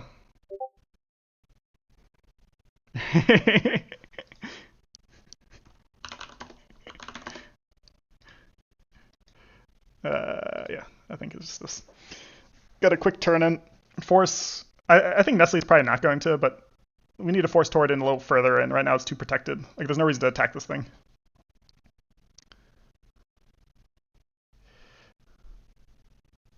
I do potentially sacrifice a Witch, but we're already up a Witch because we got one back from Recharge. So I don't mind that play too much.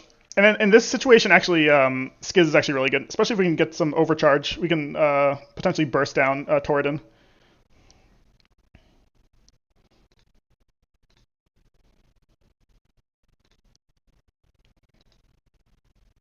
Torridon, sorry, not Torridon. Torgana. Torgana. Torgana.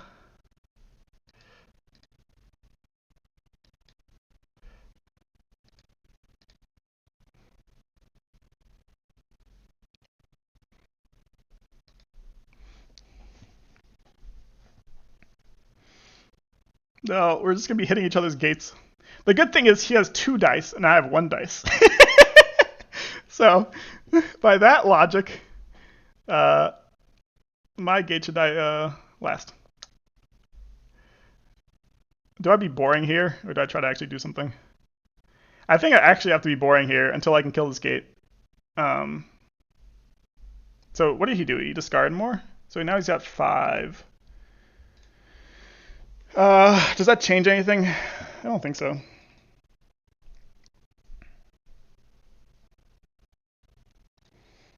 I need Torgana to leave.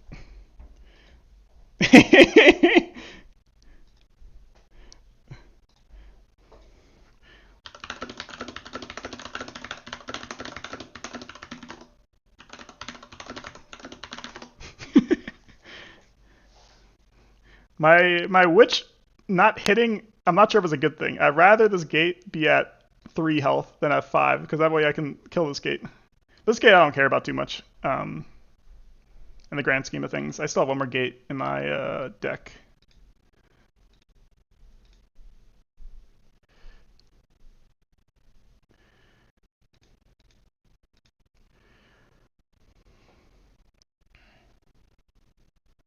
I guess I could summon another witch and start attacking.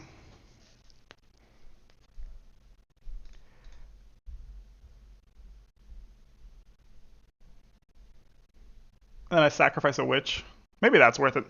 Get another card.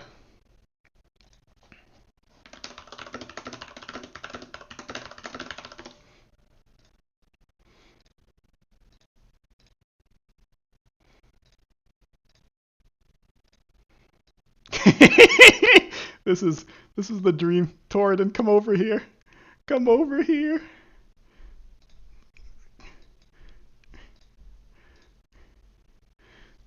Yeah, okay. The argument for this one this turn. So a little bit of a mistake by me.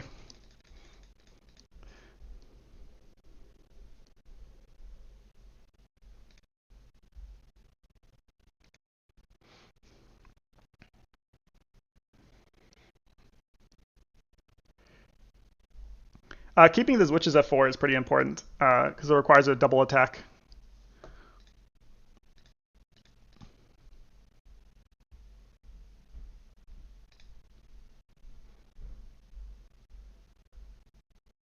Super passive game. What are you talking about? Witches ping Torridon? Not your cup of tea.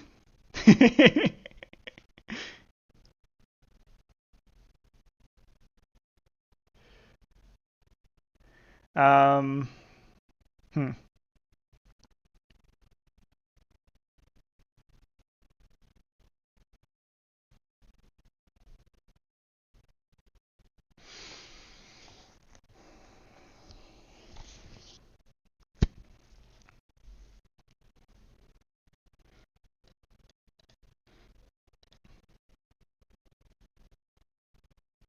What is it in chess where you do like the moves just to put time on the clock to think about things?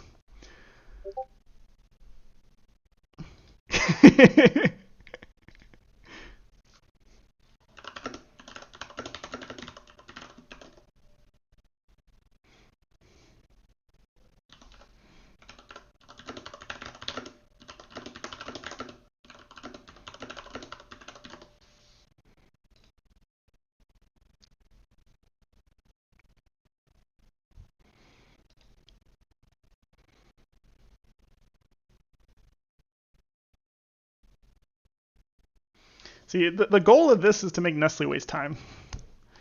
Trying to time him out. I'll be the first person ever to time out Nestle in a 45-minute game.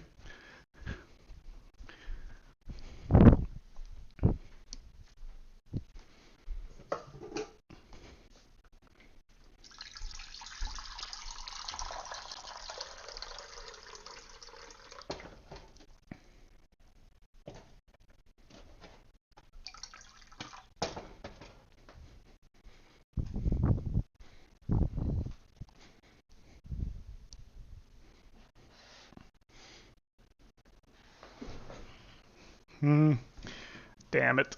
Torridon went back a space. Alright, what are we doing this turn?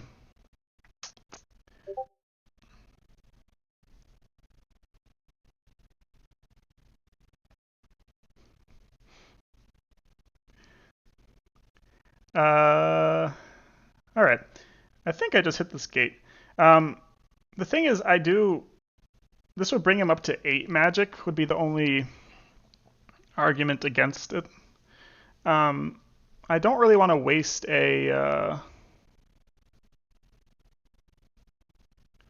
I don't really want to waste a unit to defend the gate. The question is, do we push up one?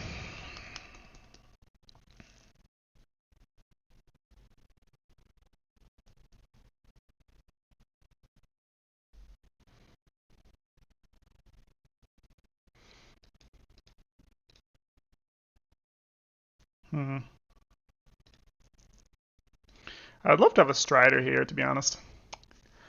How many Volt Swappers do we have left? We still have 3, so this one can be discarded. Yeah. Okay. I think we just attack again and then just do argument for pushing up. But once this gate gets down to 2 or 3, I can start doing things, I think. But until this gate gets down lower, it doesn't really make sense to push up. I mean, another argument would be to... No, it's hard. Yeah, I don't think I can do anything this turn. Sadly. Wasted some time on that turn, but... Oh, doesn't want to go. I think I discard this one, and then I go here, and then I get another one. Nice. Net negative.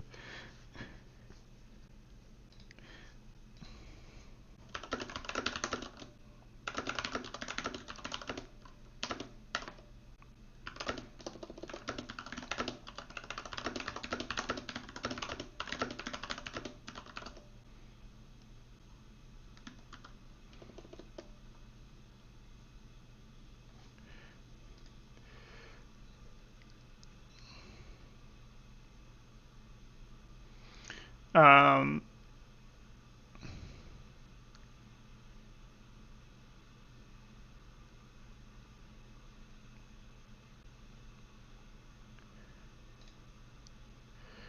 ooh, looks like something's happening.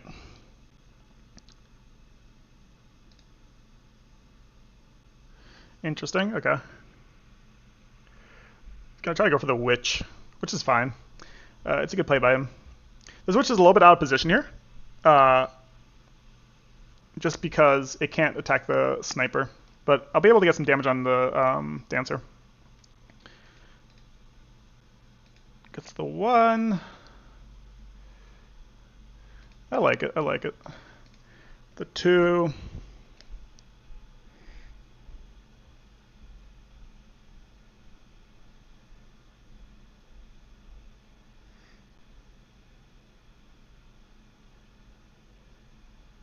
All right.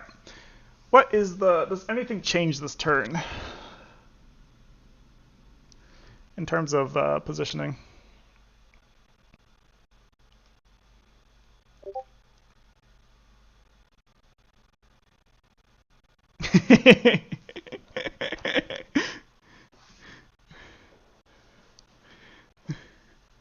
Alrighty.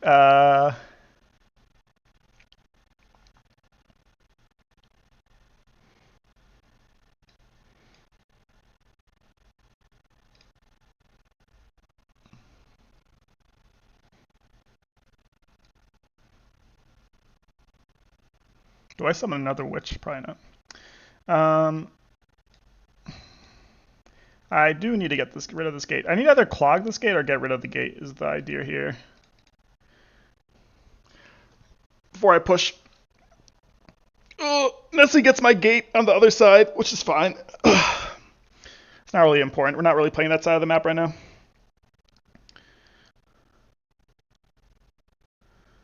Alrighty. If he does this, I think Torridon is dead next turn.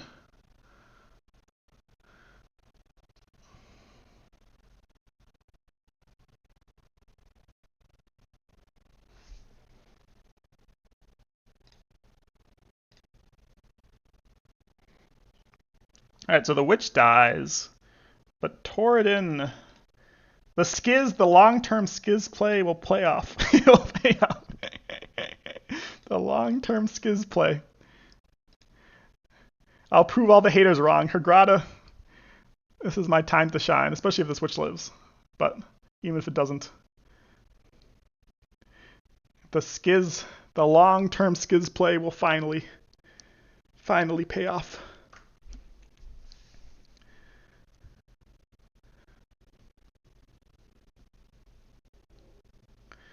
I probably need to put a unit here also. Alrighty. Oh, my tea's boiling. Oh, he used his range dice. There are some good range dice there. This is going to be a whiff. Yep. Nope, gets it. He's up to 7. Does he want to go up to 8? 8 would be interesting. I don't think he will. Alright, cool. So yeah, now it's time for my big boy skiz.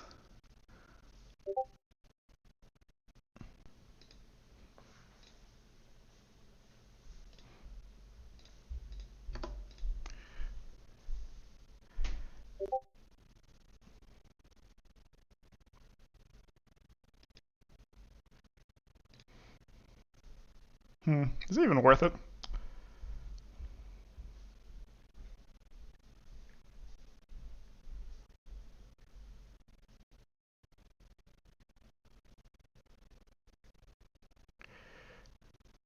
I do like getting Skiz down here this turn, though.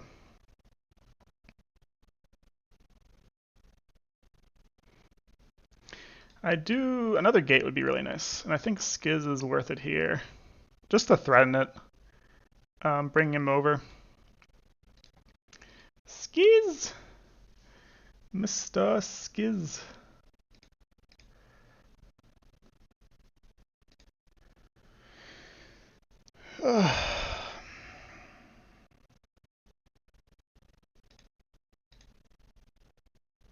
Right, Skiz is not free movement, I forgot about that.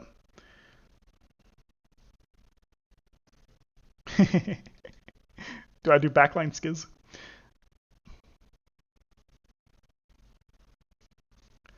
Ooh, that's actually a pretty cool play.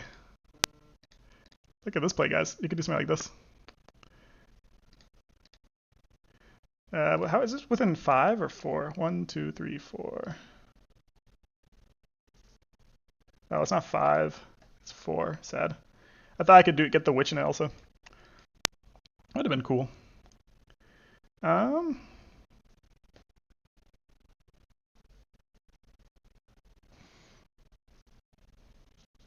let me turn off my water quickly.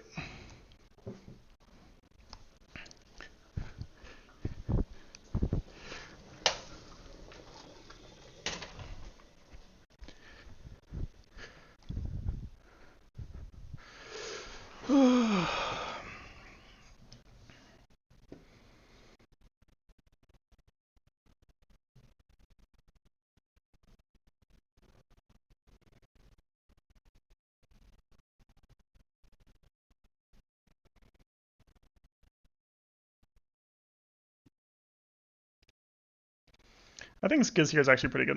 I'm gonna keep that. I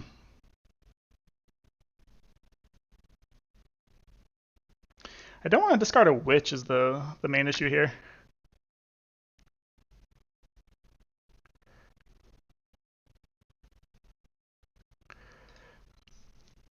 Let me target a friendly unit with lightning ability up to 4 straight units away. The problem with here is that 1, 2, 3, 4. So it would have had to have been here.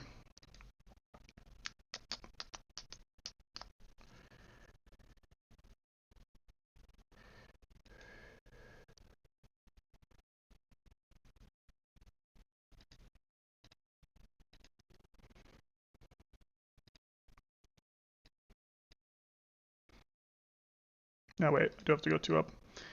Do I want to go 2 up?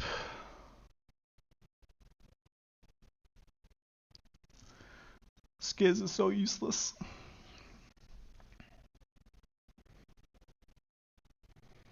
Do I want to go 2 up with a witch? Maybe this is my push-up play. It's time to push up.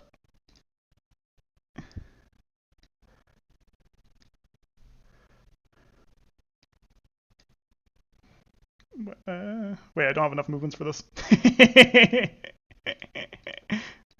Get this Vault Swapper out of here. Skiz is basically doing nothing. I think it's worth having. It's worth having out. I'll say that. And then the question is, I think I protect it with the witch, maybe. Alright, this is probably the play.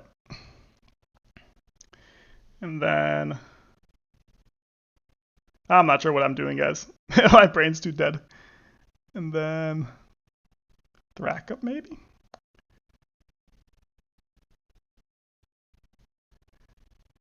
I think Thrack up is actually not bad. He's up to 7, not 8, so I'm not too afraid of that sort of play. And if he pushes me back, he's only here. I do not think it's worth...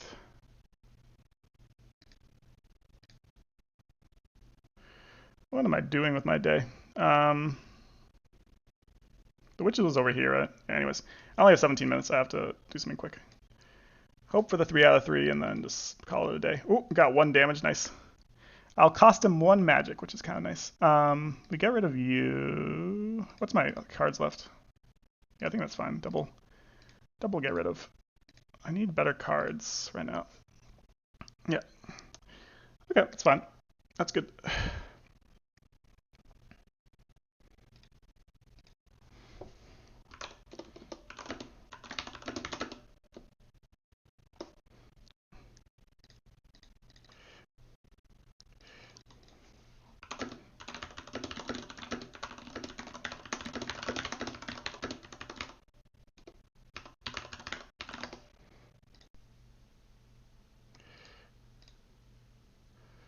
Too bad we don't have an overcharge here.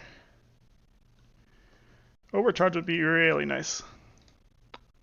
But yeah, mistake might be this should be a Kite Rider here, or a Volt Swapper.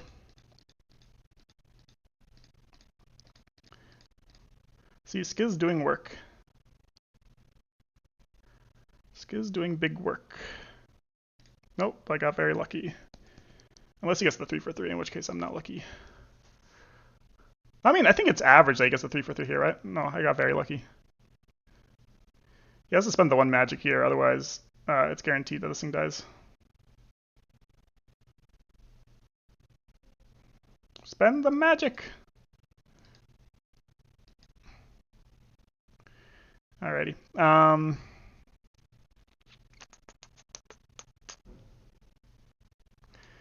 So definitely you here.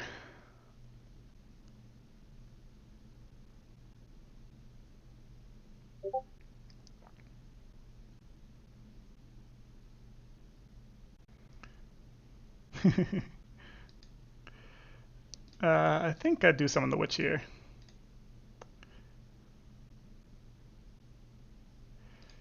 And then I do think I summon another, because I do want to get rid of the sniper. The sniper's very annoying. Oop, not this card. This one. Wait, what am I doing? It should be this one. I'm stupid. My brain's too dead to think about Summoner Wars right now.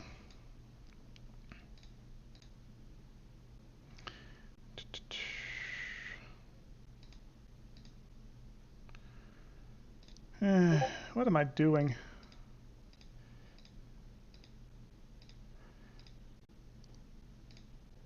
This goes here. This goes here. Alright, now we have it. So it should be you. You go here. Wait. Yeah, you go here. Alright, we have it. Wait. Do we have it? What am I doing? What am I doing again, guys? What was the plan again? It was... God, this faction takes too much thought.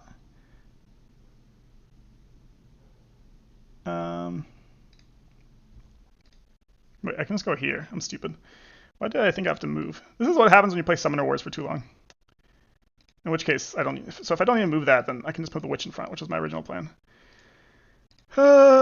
Too much Summoner Wars, guys. Too much Summoner Wars. Alright. So the plan is... You go here. You go here. You go here. God damn it. You go here. Okay. Now I have it. Spent like 2 minutes on the turn in my head. Anyways, so it's ball lightning first. Yee. Come on, game.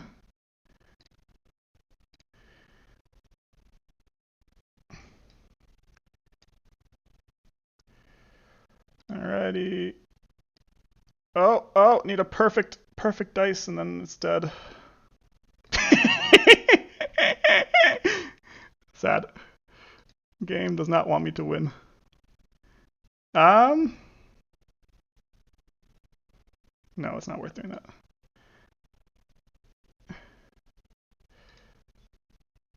that. Cool. So we just pray for no 2 for 2. This is not a bad one. Do we want to... I don't think we can discard anymore, to be honest. So I think this is fine. 3 dice is fine. This position.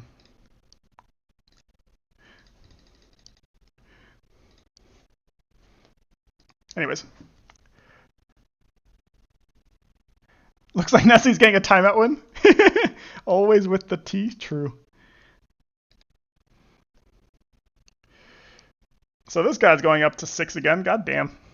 Torridon is a pain. I do need an overcharge at some point, which I do have. So it's not the worst thing. Getting rid of the sniper is kind of nice, though. So we can get Island's Might. I think that's the first one, right? Or is this the second one? Let's see. Player to play the event. It's the first one, sad.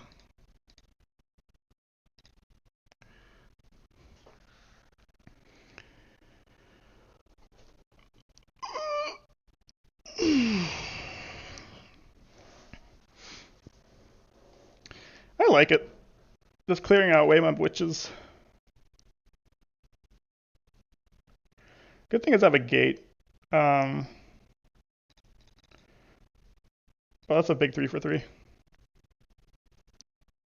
The 6 for 6 on Torridon is kind of game breaking. Oh, at least I get lucky there, but I think he has a second attack, right? Yeah. Oh! God bless. God bless.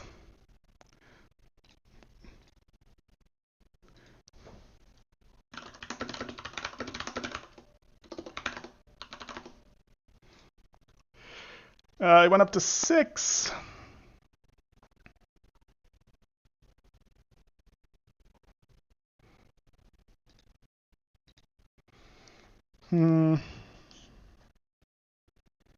What a weird game.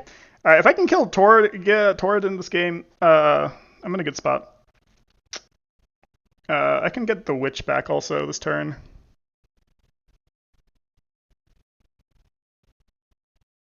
I think that's the play, actually.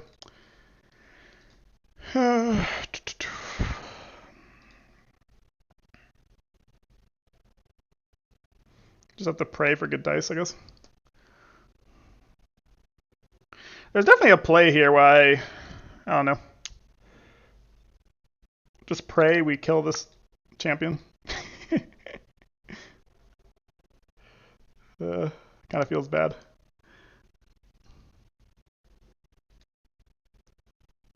What a weird game. I have to be quick, otherwise I'm at timeout. It's too bad I can't play a gate.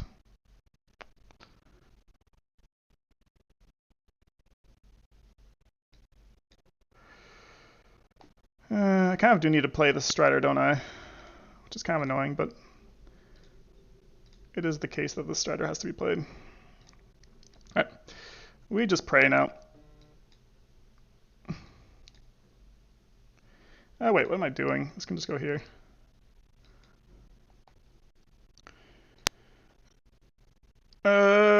Gate we keep. This one's probably a discard, even though I like it. Anyways, we can't be thinking too hard about this. Alright, we've rolled so badly, this has to be a 3 for 3, right? Yep.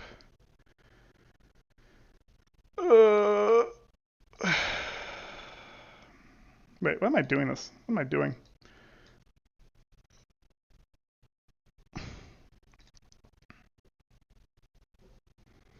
It doesn't matter really here. Not really.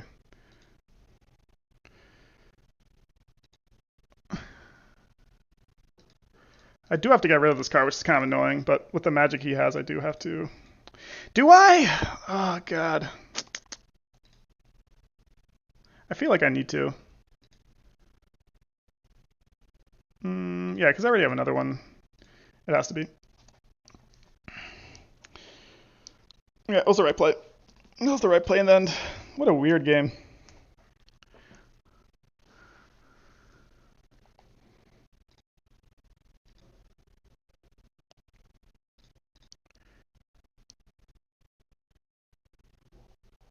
There was an argument that turn to use a recharge to get back the witch, but I didn't realize I'd roll so well. This card is kind of useful in this position. So he still has another Island's Might. The good thing is that basically the entire purpose of this turn is to kill this Crab Knight, so it's not too big of a deal. Okay, so this is a quick turn, which is nice. Especially because I'm low on time. Um,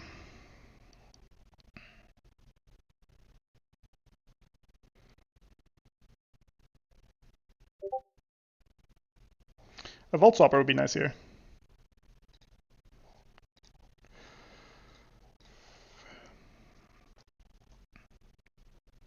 Yeah. We need to attack just to not take an activity damage. Chain Lightning. And then, do I just take a shit ton of damage next turn? Potentially. He also thinks I have another one, so it's fine. The problem is he has a lot of magic. The good thing is we have a recharge, but the only thing we can recharge is our Kite Rider, so economy-wise, we're not in the best position. We do have Izik, but I'm not sure how we get to that much magic, so I think there's a good shot he wins this game. We have another overcharge, though, right? So we need a big overcharge turn to win this game. Yeah.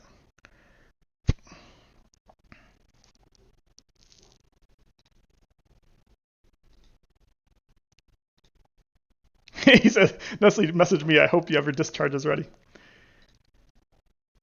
That's what happens when you rely on Skiz. True, Hagrada, I should have listened to you.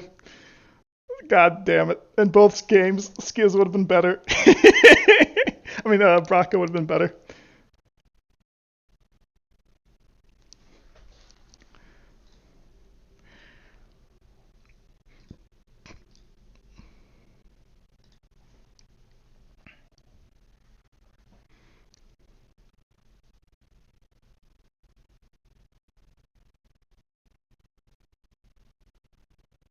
Thrak potentially gets comboed down this turn.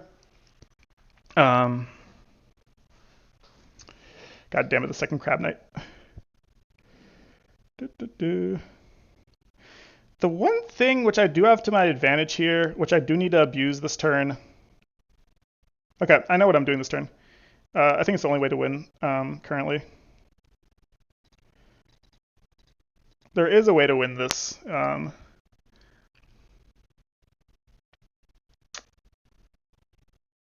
Oh no, okay, so he went in the right place.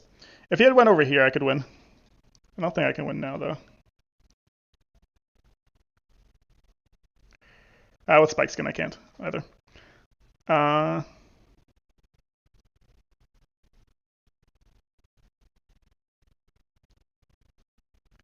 how do I deal with you? I don't see a good way of dealing with this.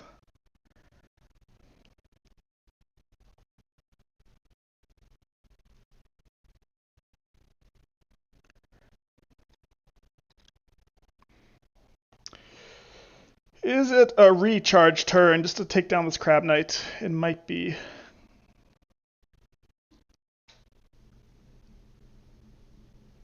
The question is, how do I keep Thrak alive, though? You know what it is? It's one of these crazy turns.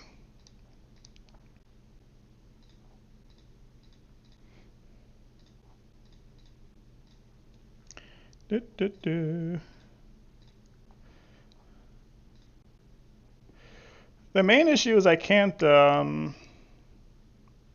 get close to this dancer. I'd love to log this gate spot.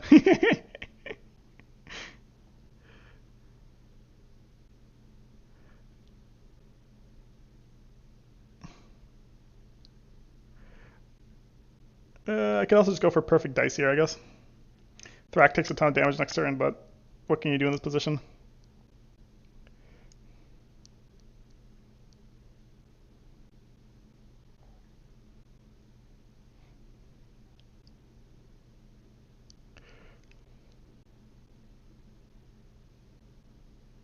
I'm trying to think if there's a better play. Ideally, I'd put the Volt Swapper here. That way it could protect Thrak. But because of Spike Shield, that's not possible. I mean, you know what it might be, to be honest? It might be one of these really weird plays where you just don't... This is the play. I think this is actually the play. Oh, wait. No, it's always this, right? It's always this. Yeah, nice. And then we pray for the 2 for 2. And then move on with our lives. Oh my god. I can't, actually. But then I just get chained.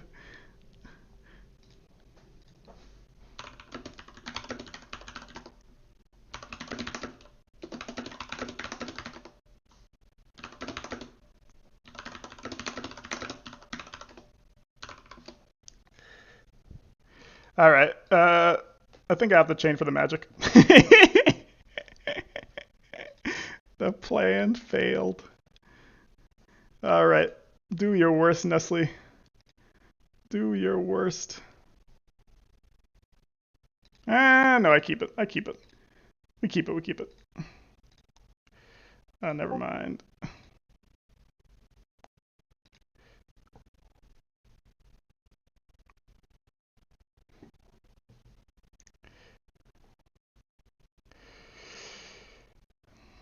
No. The best chance to win it here is this. The problem is, I'm not sure I win without Isaac.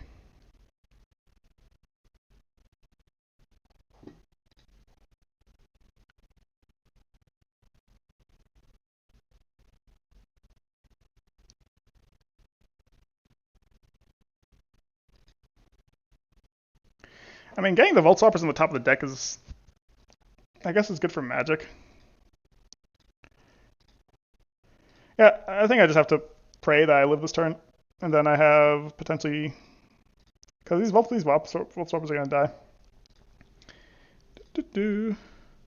die. One Magic is fine here. It's a Kite Rider, which is interesting here. Anyways, Thrak, please live. That's all I just Prail. I think this is the best odds. Vault Swapper is living, and then me having 0 magic is not good. Because then I have to get rid of Isaac, which I could. Potentially. No Islands Might, which is good. Alrighty. Going to plan.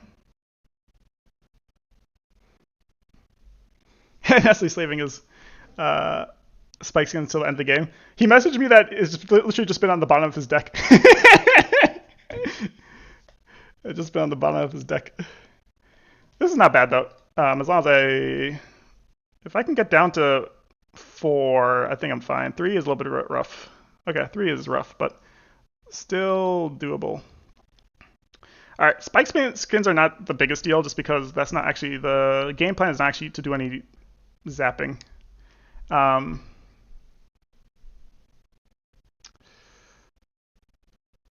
What the game plan is, though, do I have to go for perfect dice here? This double Spike Skin is actually kind of rough, though. If I had another Strider, I should have discarded Isaac, to be honest. Isaac is just very greedy to keep on.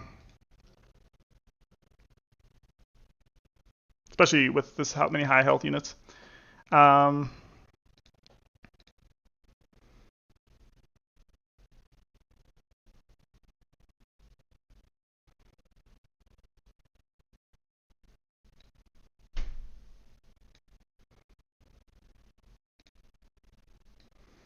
Might get some good value here. Let's see.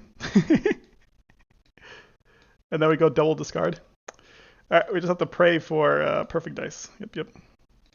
So I think his Kite Rider goes down. Oh, Thrak. I forgot Thrak goes down to 2. This does not actually work. I forgot about Spike Skin.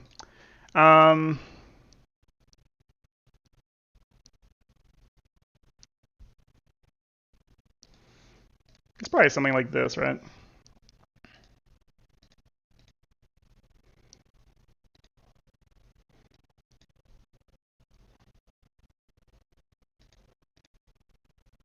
It doesn't really matter where it is. And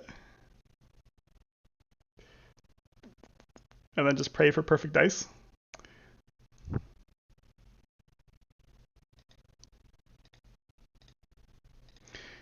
Or maybe it's just run, and then we Yeah, I think this is game over. Can't really think. This double stone skin is spiked skin is kind of GG's. Because otherwise I would be able to at least have a shot if he didn't have the right hand. So no, double wouldn't have mattered.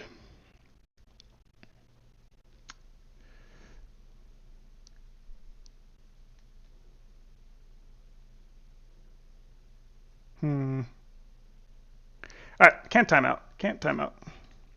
This is just game over. So we shall do something fun.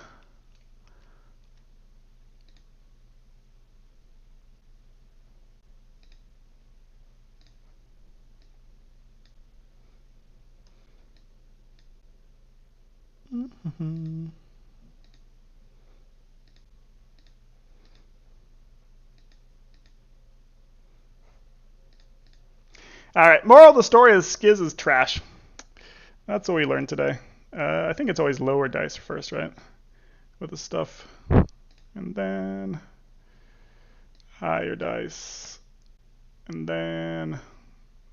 Oh, I got it somehow. Don't ask me how. Got the perfect dice. I live... is this just Isaac Prey game? I don't think it's Isaac yet. Look, if he can't kill me this turn, then Isaac is not going to actually do too much. Oh, maybe he should have been another Vault Swapper. Whatever. This game's over.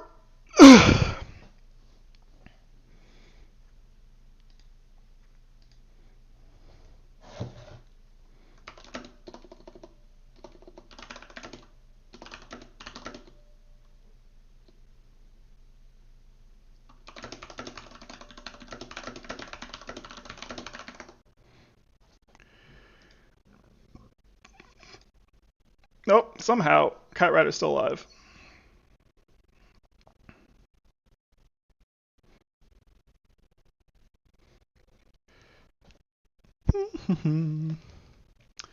GG's.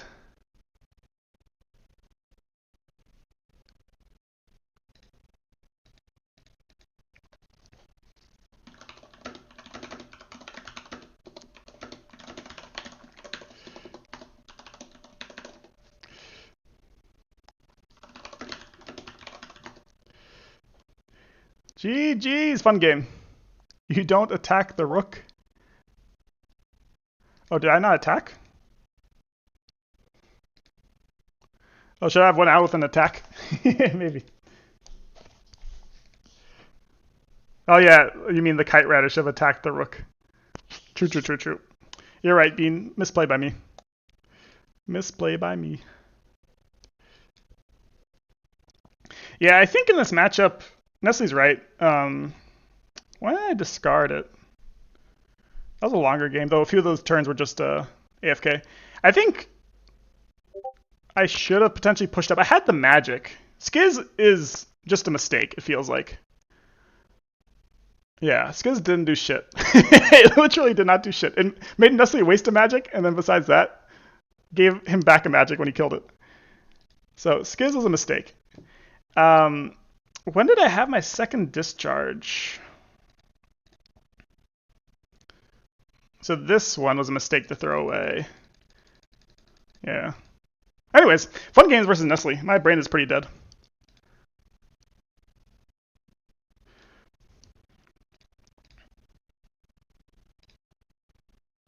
I hope I'm learning a valuable lesson.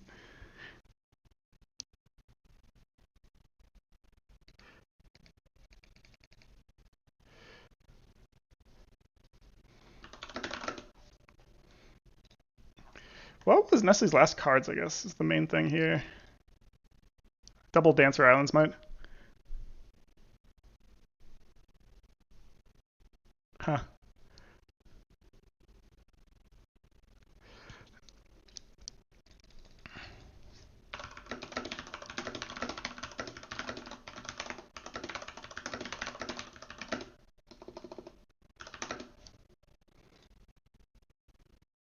So let's think. If I discharge... This was the discharge turn, which kind of screwed me. Because normally in this position if I still had discharge. The question is, what did I keep? Did I keep Izek? So yeah, in this case, so I discharge when? When I discard discharge. So basically, never discard discharge in this matchup, just in case, you know. Yeah, so this is the turn which I discard discharge, but I'm not sure why I did. No, this is the one which I used it.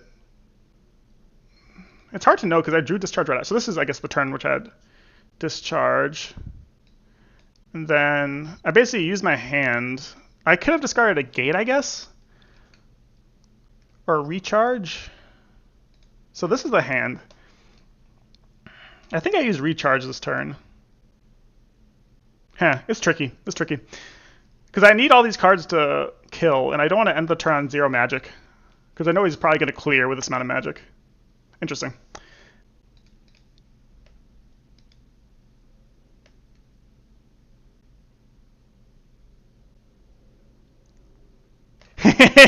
Yeah, I agree, Nolun. I feel like Thrak, afraid of Octobot, likely made you miss some valuable early map control. It would be fun if Nestle didn't have anything at his 8 magic. Yep. We can actually check. I'm pretty sure he discarded early. I actually think, in all honesty, I think in this matchup, Octo's not as scary as Octo is, of course, scary, but I think just due to value-wise, the other champion is more scary. Torgana is more scary in general. So I think in general, of course, if there's a good reason to use it, but if you use that much magic to summon it, especially if both overcharges are done and potentially have a lot of witches, you can kill, like, Storm Goblins can sacrifice a turn to very likely kill, or at least bring down Octomom. That it's not as scary, in my opinion, as Torgana, because Torgana just requires multiple turns of resources usually to kill, versus a Storm Goblins you can usually kill Octomom in 2 turns. Yeah. And usually you're not playing very expensive things. Like, I think the most dangerous thing about Octomom is if you have like a gate position here, like if I had a gate here, and Octomom's here, right? But I think I can probably limit Octomom to only attacking 2 units. In my opinion. I could be wrong, though. Yeah. Nestle's going to come on and then we can discuss it.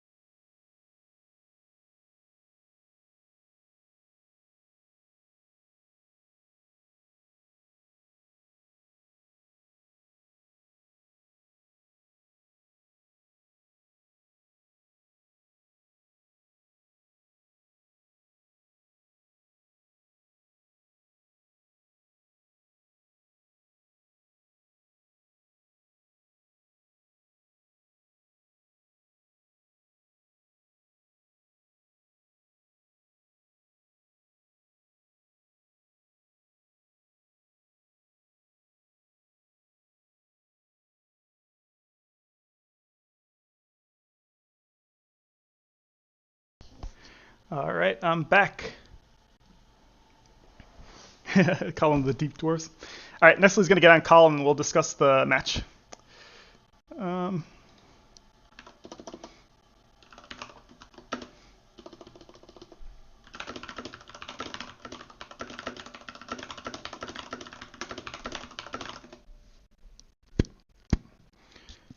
Yeah, I think the reason why Octomom is not the best in this matchup compared to other matchups is that in general Storm Goblins are a little bit. They don't really usually have too many units on the board at a time. Like usually you're pretty magic denial. So I think in general it might be able to get dice on 2 units, but unless the if you're not playing around it, or at least I try to play around it so that it one can't hit my summoner and two is not going to be able to get more than 2 units of value.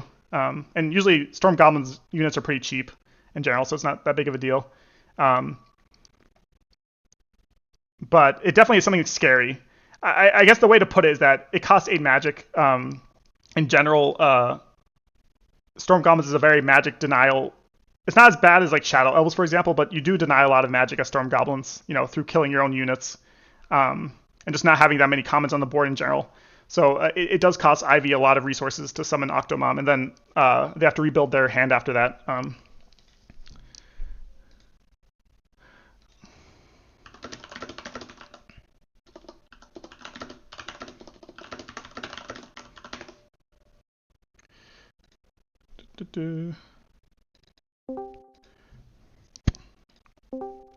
Hey, Nestle. Hey, hey. How are you doing? Those are some fun games. Those were exhausting, man. It definitely, both factions have so many different ways they can do things that, like, yeah, my brain is very dead at this point. Yeah, I really don't know but by the end of it, I didn't know what I should have done. So, what do you think about the matchup? I guess at this point, has it changed anything? I know that you Uh, said you didn't get both your. I think if you got your stone skins earlier, it definitely would have.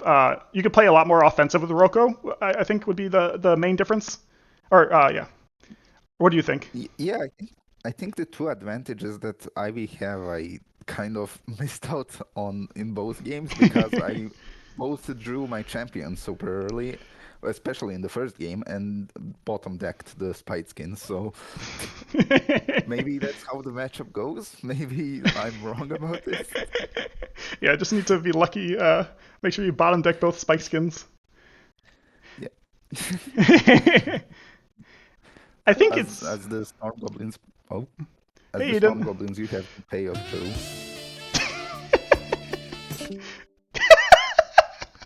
See, this is why we are in the server, so we can do that. Yeah, the first game was I didn't know what to think about my starting hand. I drew both Islands Mites by my second hand, all Yep. my gates by my fourth hand, and all my champions by my fourth hand. So Yeah, it's quite the hands you had here. I'm just going through them. I, I'm happy with what I got by the end. What were the odds? I looked up the odds actually. I had a 75% chance. Well, I'm talking about The kill shot on not the Thrak. last play, but the second. I had a few kill shots that play. Um, I'm not counting the 11 out of 11 range. That's not happening. But the second kill shot was like a 75% chance for me to kill Skiz, and then like a 70% chance for me to kill you. Hmm. And the last kill shot I even forgot at this point. Feels like years ago. Was it? Yeah, it was 7 range. That's the Strider, right? Hmm. That I didn't even look up those odds. I was like, I'm not getting anything better soon." It's definitely an interesting matchup in terms of, especially like if you had an early Spite skin, it feels like as Storm comes, I do need to push up into you because I need to get into range to threaten Discharge because Discharge is probably your best card in this matchup as Storm Goblins. Um, not what is Yeah, I was go on. I was quite happy to have bottom decked my Crab Knights in the second game because that just means if you like I don't know at which point you drew your discharges, but if you drew them early, then they were just sitting ducks in your hand. Yeah, I think I threw them both pretty early in both games. I think the second game I threw it kind of mid game. But then second game you had that most annoying champ in the game for Storm Goblins. Yeah, I forgot his name. Oh yeah, Turanga. Tyrande. Yeah, Tyrande just I'm not sure if there's a more annoying unit for Storm Goblins in the game, in terms of, I guess, champion, I guess. Um, Oh, just I can crazy. tell. um, yeah, no, I think it's definitely interesting. I definitely made a few misplays. I think you played very well, and of course your draws were bad. I think the one big thing I had in both games was, and I know a lot of people in chat were yelling at me for this. I always had Skiz and Braca in the same hand, and I'd always have four magic, and I'm like, well, Skiz, you always think, you dream about the like Skiz overcharge for free damage on a unit, and of course it never happens, right? Um, Right. and then in both times, Braca would have probably been way better. For the Sokka turn, I guess in the first game where I summoned Skiz, that one I don't regret just because it was a 60% chance, and of course 60% chance doesn't mean guaranteed, but with Braca it would have been like a 40 because I would have had to hit 5 out of 5. Um, the big mistake Hmm. there I think was more just Thrak. I just forgot the tricks you guys have, like the range and the tricks you guys have with push. It's so cool. With Island's Might. Like you said, I always forget how versatile and how many assassination threats the Vic could have. Yeah, sometimes you just can't play around them all. Mm. You know, I feel like I remember Lime told me once after we played a game that Ayurveda just lure you into thinking that Octobat is their biggest threat when it's not really. It 100%. it was on a turn like I think that turn I rolled like 15 dice on their summoner. So right, how are you supposed to play around some stuff that I can do? I Yeah. think genuinely when I looked at it was turn 7 that I got like in the first game 9 damage on your summoner. Mhm. I genuinely looked at that and I was like, it seems a bit conservative, and then I realized no, I can still get a lot of damage on it. So On Thrak. Yeah, it's crazy. yeah, and the fact that I still had Saka in front of my summoner just to prevent a bit more damage is pretty great. 100%. 100%. No, it was really cool to, like you said, to see just like because your hand from like just aesthetically looks very bad. Like there's no way. Like I look at this hand and immediately think, oh, you can get like you said, potentially. I think you can get a kill shot, right? It's 12 dice or something. If it's all ranged or 11 It's dice. Yeah. exactly 11. 11 Well, dice. well, it can be 12 if I put both wave warrants on the sniper, but I didn't want to do that. All in. Um, yeah, such a cool faction. I need to definitely play them more. I guess the interesting thing about them is that they're very. Let me know if you think this way, because you said you think they're up there with Shadow Elves as the most complicated faction in the game. But it seems like you need to really predetermine like what you're doing because it's very magic heavy. Is I think the main disadvantage with it, right? Or what do you think? Mm. The fact that they're magic heavy is a plus and a minus because it allows you to discard a bunch of cards and then you won't need to worry at the end game like sitting at 12 magic and not being able to use it. You'll be able to use it. You have an expensive deck. Uh, s- so I genuinely see that as an upside to some degree, but it's hard to manage if like your opponent is pressing you super early. Like in order to just build up that magic it's hard to get set up Mm. as the Albeck. But once you have those turns where you're like sitting on like 5 to 8 magic, or in some scenarios even more. I had one game where I genuinely discarded a card so I would go to 15 magic and still use all of my magic by the end of the game. It's it's Interesting. like once you get set up, your opponent can play around everything that you have, and at that point, like no matter what your hand is, as long as you have units, you just play them out, and you have a threatening board. So at that point, you just are in the driver's seat. You aren't necessarily going to win, but it feels great. But I guess getting to that point can be a little tricky. Mm-mm-mm. No, I agree. I think it definitely, yeah. How many? I definitely think it's one of the harder decks to get really good at. Or what do you think in terms of I guess you already said that by saying you think it's as hard as Shadow Elves, but definitely seems like a. I'm going. No, you go on. I'm just I think. chuckling. Uh, but yeah, I guess what so I think I had a lot more dancers are still really good, I think, but I think when I first started this faction, I thought that I'd have to summon almost all of them to get like a lot of value out of it. Do you think dancers are still like how many dancers do you usually summon per game? You think um, versus discard?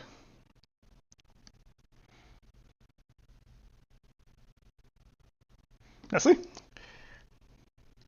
Oh, maybe Nestle. Are you good?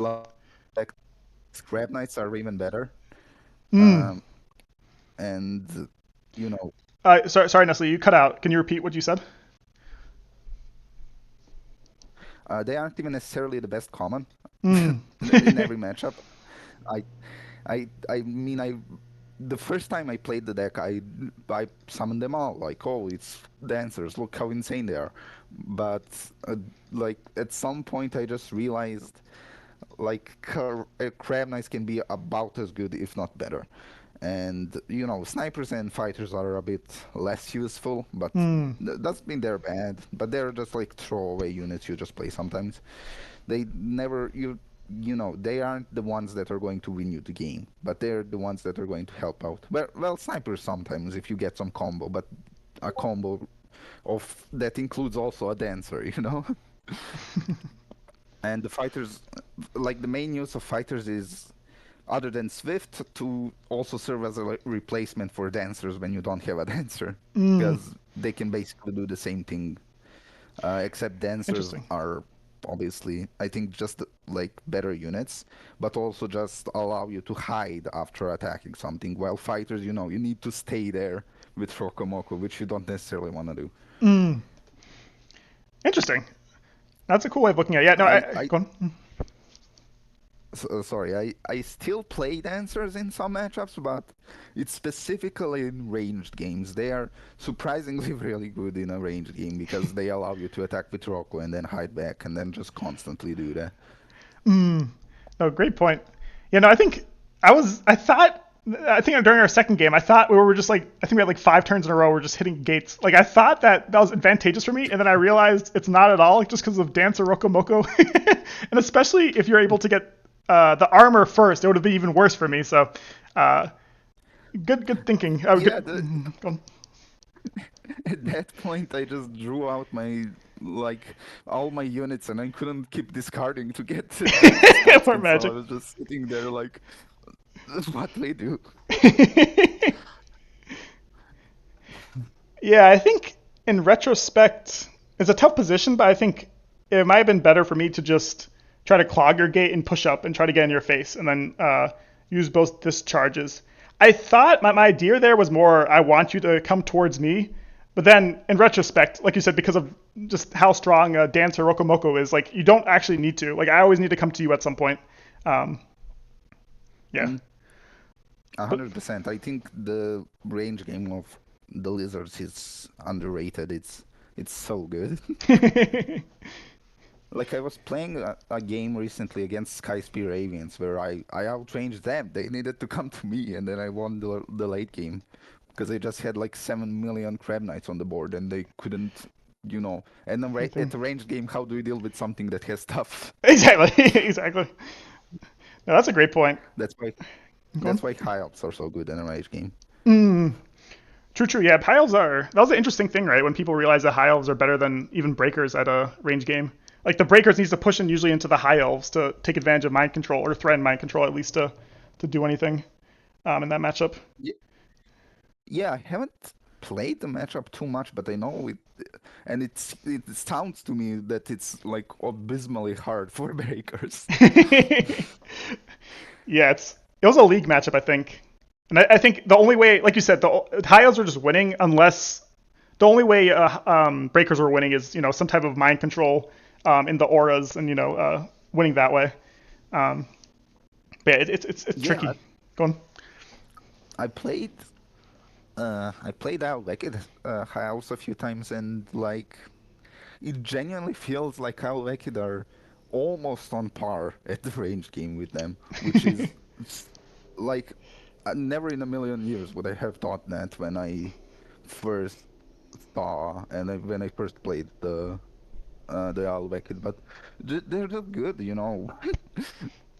When you can attack and hide back, your opponent needs something very specific in order to not to be able to kill your dancers that you're putting in front of Rokomoko. Because if I have a dancer and Rokomoko behind it, they can't just shoot it for two range repeatedly, because I'm going to walk forward, attack with the dancer, hide behind Roko, attack with Roko, hide behind the dancer, and whatever they just shot with is dead. No, very true. Now I'm sad It's like that you're really. going. Sorry. I'm so sorry. I keep interrupting you.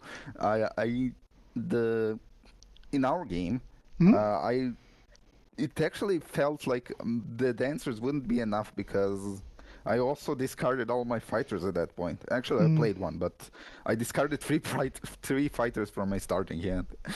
So the fighters are important in a range game because you can keep moving in front of the dancer instead of needing to move the dancer to the side and then Mm. get a bit awkward, you know?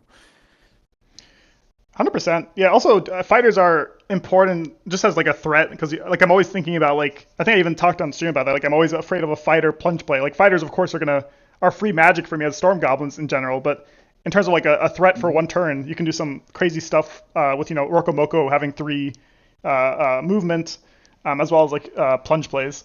Um, or and like Yep. just very versatile, like you said. Now I'm very sad in a certain way, not because Plat Hat tournaments are a grind, but I'd be very interested to see how many people would pick Ivy. I'm assuming not that many, and of those people who pick it, what the win rate would be like in a because turtle tournaments are great in terms of like I think they're very fun because you have to play a lot of different factions, less counter pancake in general. But at the same time, you don't really get to Hmm. see the strength of certain factions just because um, you can only play it once or at most twice. Uh, so we'll Yeah, see. in order to see how strong a faction is, I think you need the like best player to represent it. Mm, Because like I know this isn't necessarily true for everybody, but I think that factions should be determined how well, how good they are by the best, how how they are played at the best level, you know, I agree. at their highest level. Very much agree. And that's why I think IB are hard to play, you know. It's there is many people who play them in the public queue, and I was surprised by that for a bit, and then I think I just realized, oh yeah, there's so much things to think about. It's just like Mm. they aren't a faction you just pick to play for the sake of it. Yeah, that makes sense. It's a faction which you have to spend some time in to get good at. Um, yeah, unlike Yep. because it's interesting. It's unlike for example, Filth is the most recent example I think of a faction which is super duper strong at the highest levels, and also if you're a newer player, I think you can probably pilot Filth pretty well, just because of how strong in general their cards are. Um, Mhm. or I guess Wayfarers is another one, but Wayfarers, yeah, I don't think is as strong on the top end as like I think Filth in general is a stronger deck than Wayfarers. At least that's my opinion currently. If not the best deck in the game. I think Wayfarers. What do you think the best decks in the game are currently, Nestle? Uh, Fields and Spectral Conclave probably. Mm. I would maybe even bunch up Shadow Elves in there, but uh, I don't see them enough to really make that choice. Yeah, and I think only one player can really play them to that level currently, and they're not playing right now. So Yeah, we have to ask them. exactly, we have to ask Vexer when he comes back from his vacation what he thinks about the top decks. Yeah, has he come around? Does he think that Shadow Elves are F tier now, or Exactly. Our Shadow Elves F tier. Our maybe respect. he's on Okay. some spiritual path right now to totally rid himself of the shadows, you know? Exactly. Exactly. He's doing a meditation retreat, or like you said, like some spiritual retreat to Get finally stoned realize to free F tier himself. Shadow Elves. there'll be some like evil version of Hexer that says Shadow Elves are SD, are FD. Very true. I feel like I haven't played Drakes and Rebellion and Guild Wars Hmm. enough to. I mean, I have 0 games as and against Guild Wars, and against Drakes and Rebellion I have like 3. So I don't know about them, but there's time. Hopefully they won't end up being too strong, but Yeah, I we'll think see. in my opinion, what I've seen with the Drakes, at least this is very initially after a couple of days seeing replays and playing against it myself, it seems like they can be god tier. It's like it's kind of like cave goblins where if they have the right hands, like starting 2 hands, they can just destroy anyone. Like if they just have the perfect the movement event at the end of the turn, the right commons, the right curve, they are brutal. But if they don't have that, they feel very middle, if not lower tier, at least currently. And of course, this will change. With IV, everyone thought they were weak, and then now, as you're saying, I think they're very, very strong, if not one of the strongest factions. Um, Hmm. and then Guild Dwarves, I think, have more likelihood to be very strong, but I do think they will, like, for example, top tier decks have no weak matchups, maybe besides Shadow Elves and, like, I guess that's not true. So Spectral Conclave, like you said, has some weaker matchups, but they always feel like they have a chance. Hmm. Um, I'm not sure, and I have to check that out, if dwarves feel like they have a chance versus, for example, like what I play, like Storm Goblins, I feel like might be a really good matchup into them, where it might feel very oppressive. Um, Against but the dwarves. I guess the dwarves, yeah. Or Mm. potentially like a range faction like Breakers might be good. Like you said, there needs to be more games played for me to really know. Um, but I think currently they have the highest chance of being a really good faction. Yeah, I'm imagining like high elves or Ilvekid or breakers would do well into them because of their range game, or like Sky Avians. That's a great point. That's a great point. Yeah, all three of those But sound really good. Go on. yeah, there's like the slight issue of like ballistas can move stuff around, and that's how they can kill attack your unit multiple times at range. But obviously that doesn't work against Ilvekid because they just hide. I mean, Exactly. they can push the dancer around, but like I'm imagining they're putting their ballista on third row, you're attacking with Rokomoko on your third row, and then there's nothing in range that I can build. So they would need to approach into you, and then that doesn't sound good for them. That's a great point. It feels like maybe a really bad matchup for the dwarves because also like the way they move forward is through their summoner, but of course IV have so many tools to deal. And also octopus sounds like you have to be a little bit careful because they can definitely kill octopus in a turn, but you can definitely get mad value out of it for that one turn it's alive. Yeah, there's are they similar to like polar dwarves? Because they're both Mm, structure decks, but polar dwarves have a lot more health. Because yep. I'm trying to compare the matchup against polar dwarves as IV uh, to how it might go against them, but they don't sound that similar. Yeah, I don't think they're too. They definitely have both very different pros and cons. I think they're both kind of slow. Maybe is the like they kind of slowly. They don't have that much reach. Both of them, I guess, is the main thing. But outside of that, Yeah, yeah. and they're both super defensive decks because they just you get onto their territory, they build everything there, and Mm, true. suddenly you have a nice golem or a catapult in your face, and it's Exactly. down to you to defend from it. Yeah, the slow moving fortress, I guess, into your area. Um, Yeah, but like polar dwarves do well into IV. Not, I I'm coming around on it. I feel like it might be like a 50-50, but it honestly still feels hard to beat them as IV, especially if they can get some glacial shifts into your face. But like polar dwarves put the fight onto their fourth row or something like that, and mhm. fight from there. It sounds like for guild wars, that moving the fight anywhere in front of your first 3 rows is going to be hard. Mm, that's a good point. Hey, maybe we need to set that up next time. I can ask Orange Lazarus if he wants to play versus you. We'll have a. I actually haven't Uh, seen. uh, Go on. I'll become a champion. Like you give me you become my manager. Just give me opponents. Exactly. I'll be like boxing. I try to schedule opponents for you. Ivy versus. I was thinking about doing that at some point. Like, it's a lot of work though, and I don't think I have the time to. But I was thinking, I know Ben was trying to do something like that with Water D, where they just would go through a bunch of matchups and see how it went. Or he did that with Vexer, I think. Just like a bunch of back and forth matchups. Ah, yeah. Um, Matchup analysis. I love that series. yeah, that's great. Ben, come back, Ben. Um, I mean, I I don't necessarily dislike the idea of constantly fighting opponents, but you know, you could call it something like Ivy versus the world, that sounds like a lot of whatever the fun. faction is. We could do that. Yeah, let's talk about it after stream, and we can figure out maybe like not as often. I'm not sure if maybe once a week or every 2 weeks or something. We could we could figure it out. Yeah. Every Sunday or something like that is just summoner brawl or however we call it. Yeah, that's a great idea actually. I'd be happy to do something like that. But yeah, cool, Nestle. I have to go get ready for a Thanksgiving Yep. thing, but thank you so much for playing against me. Those were really fun. Very dynamic games.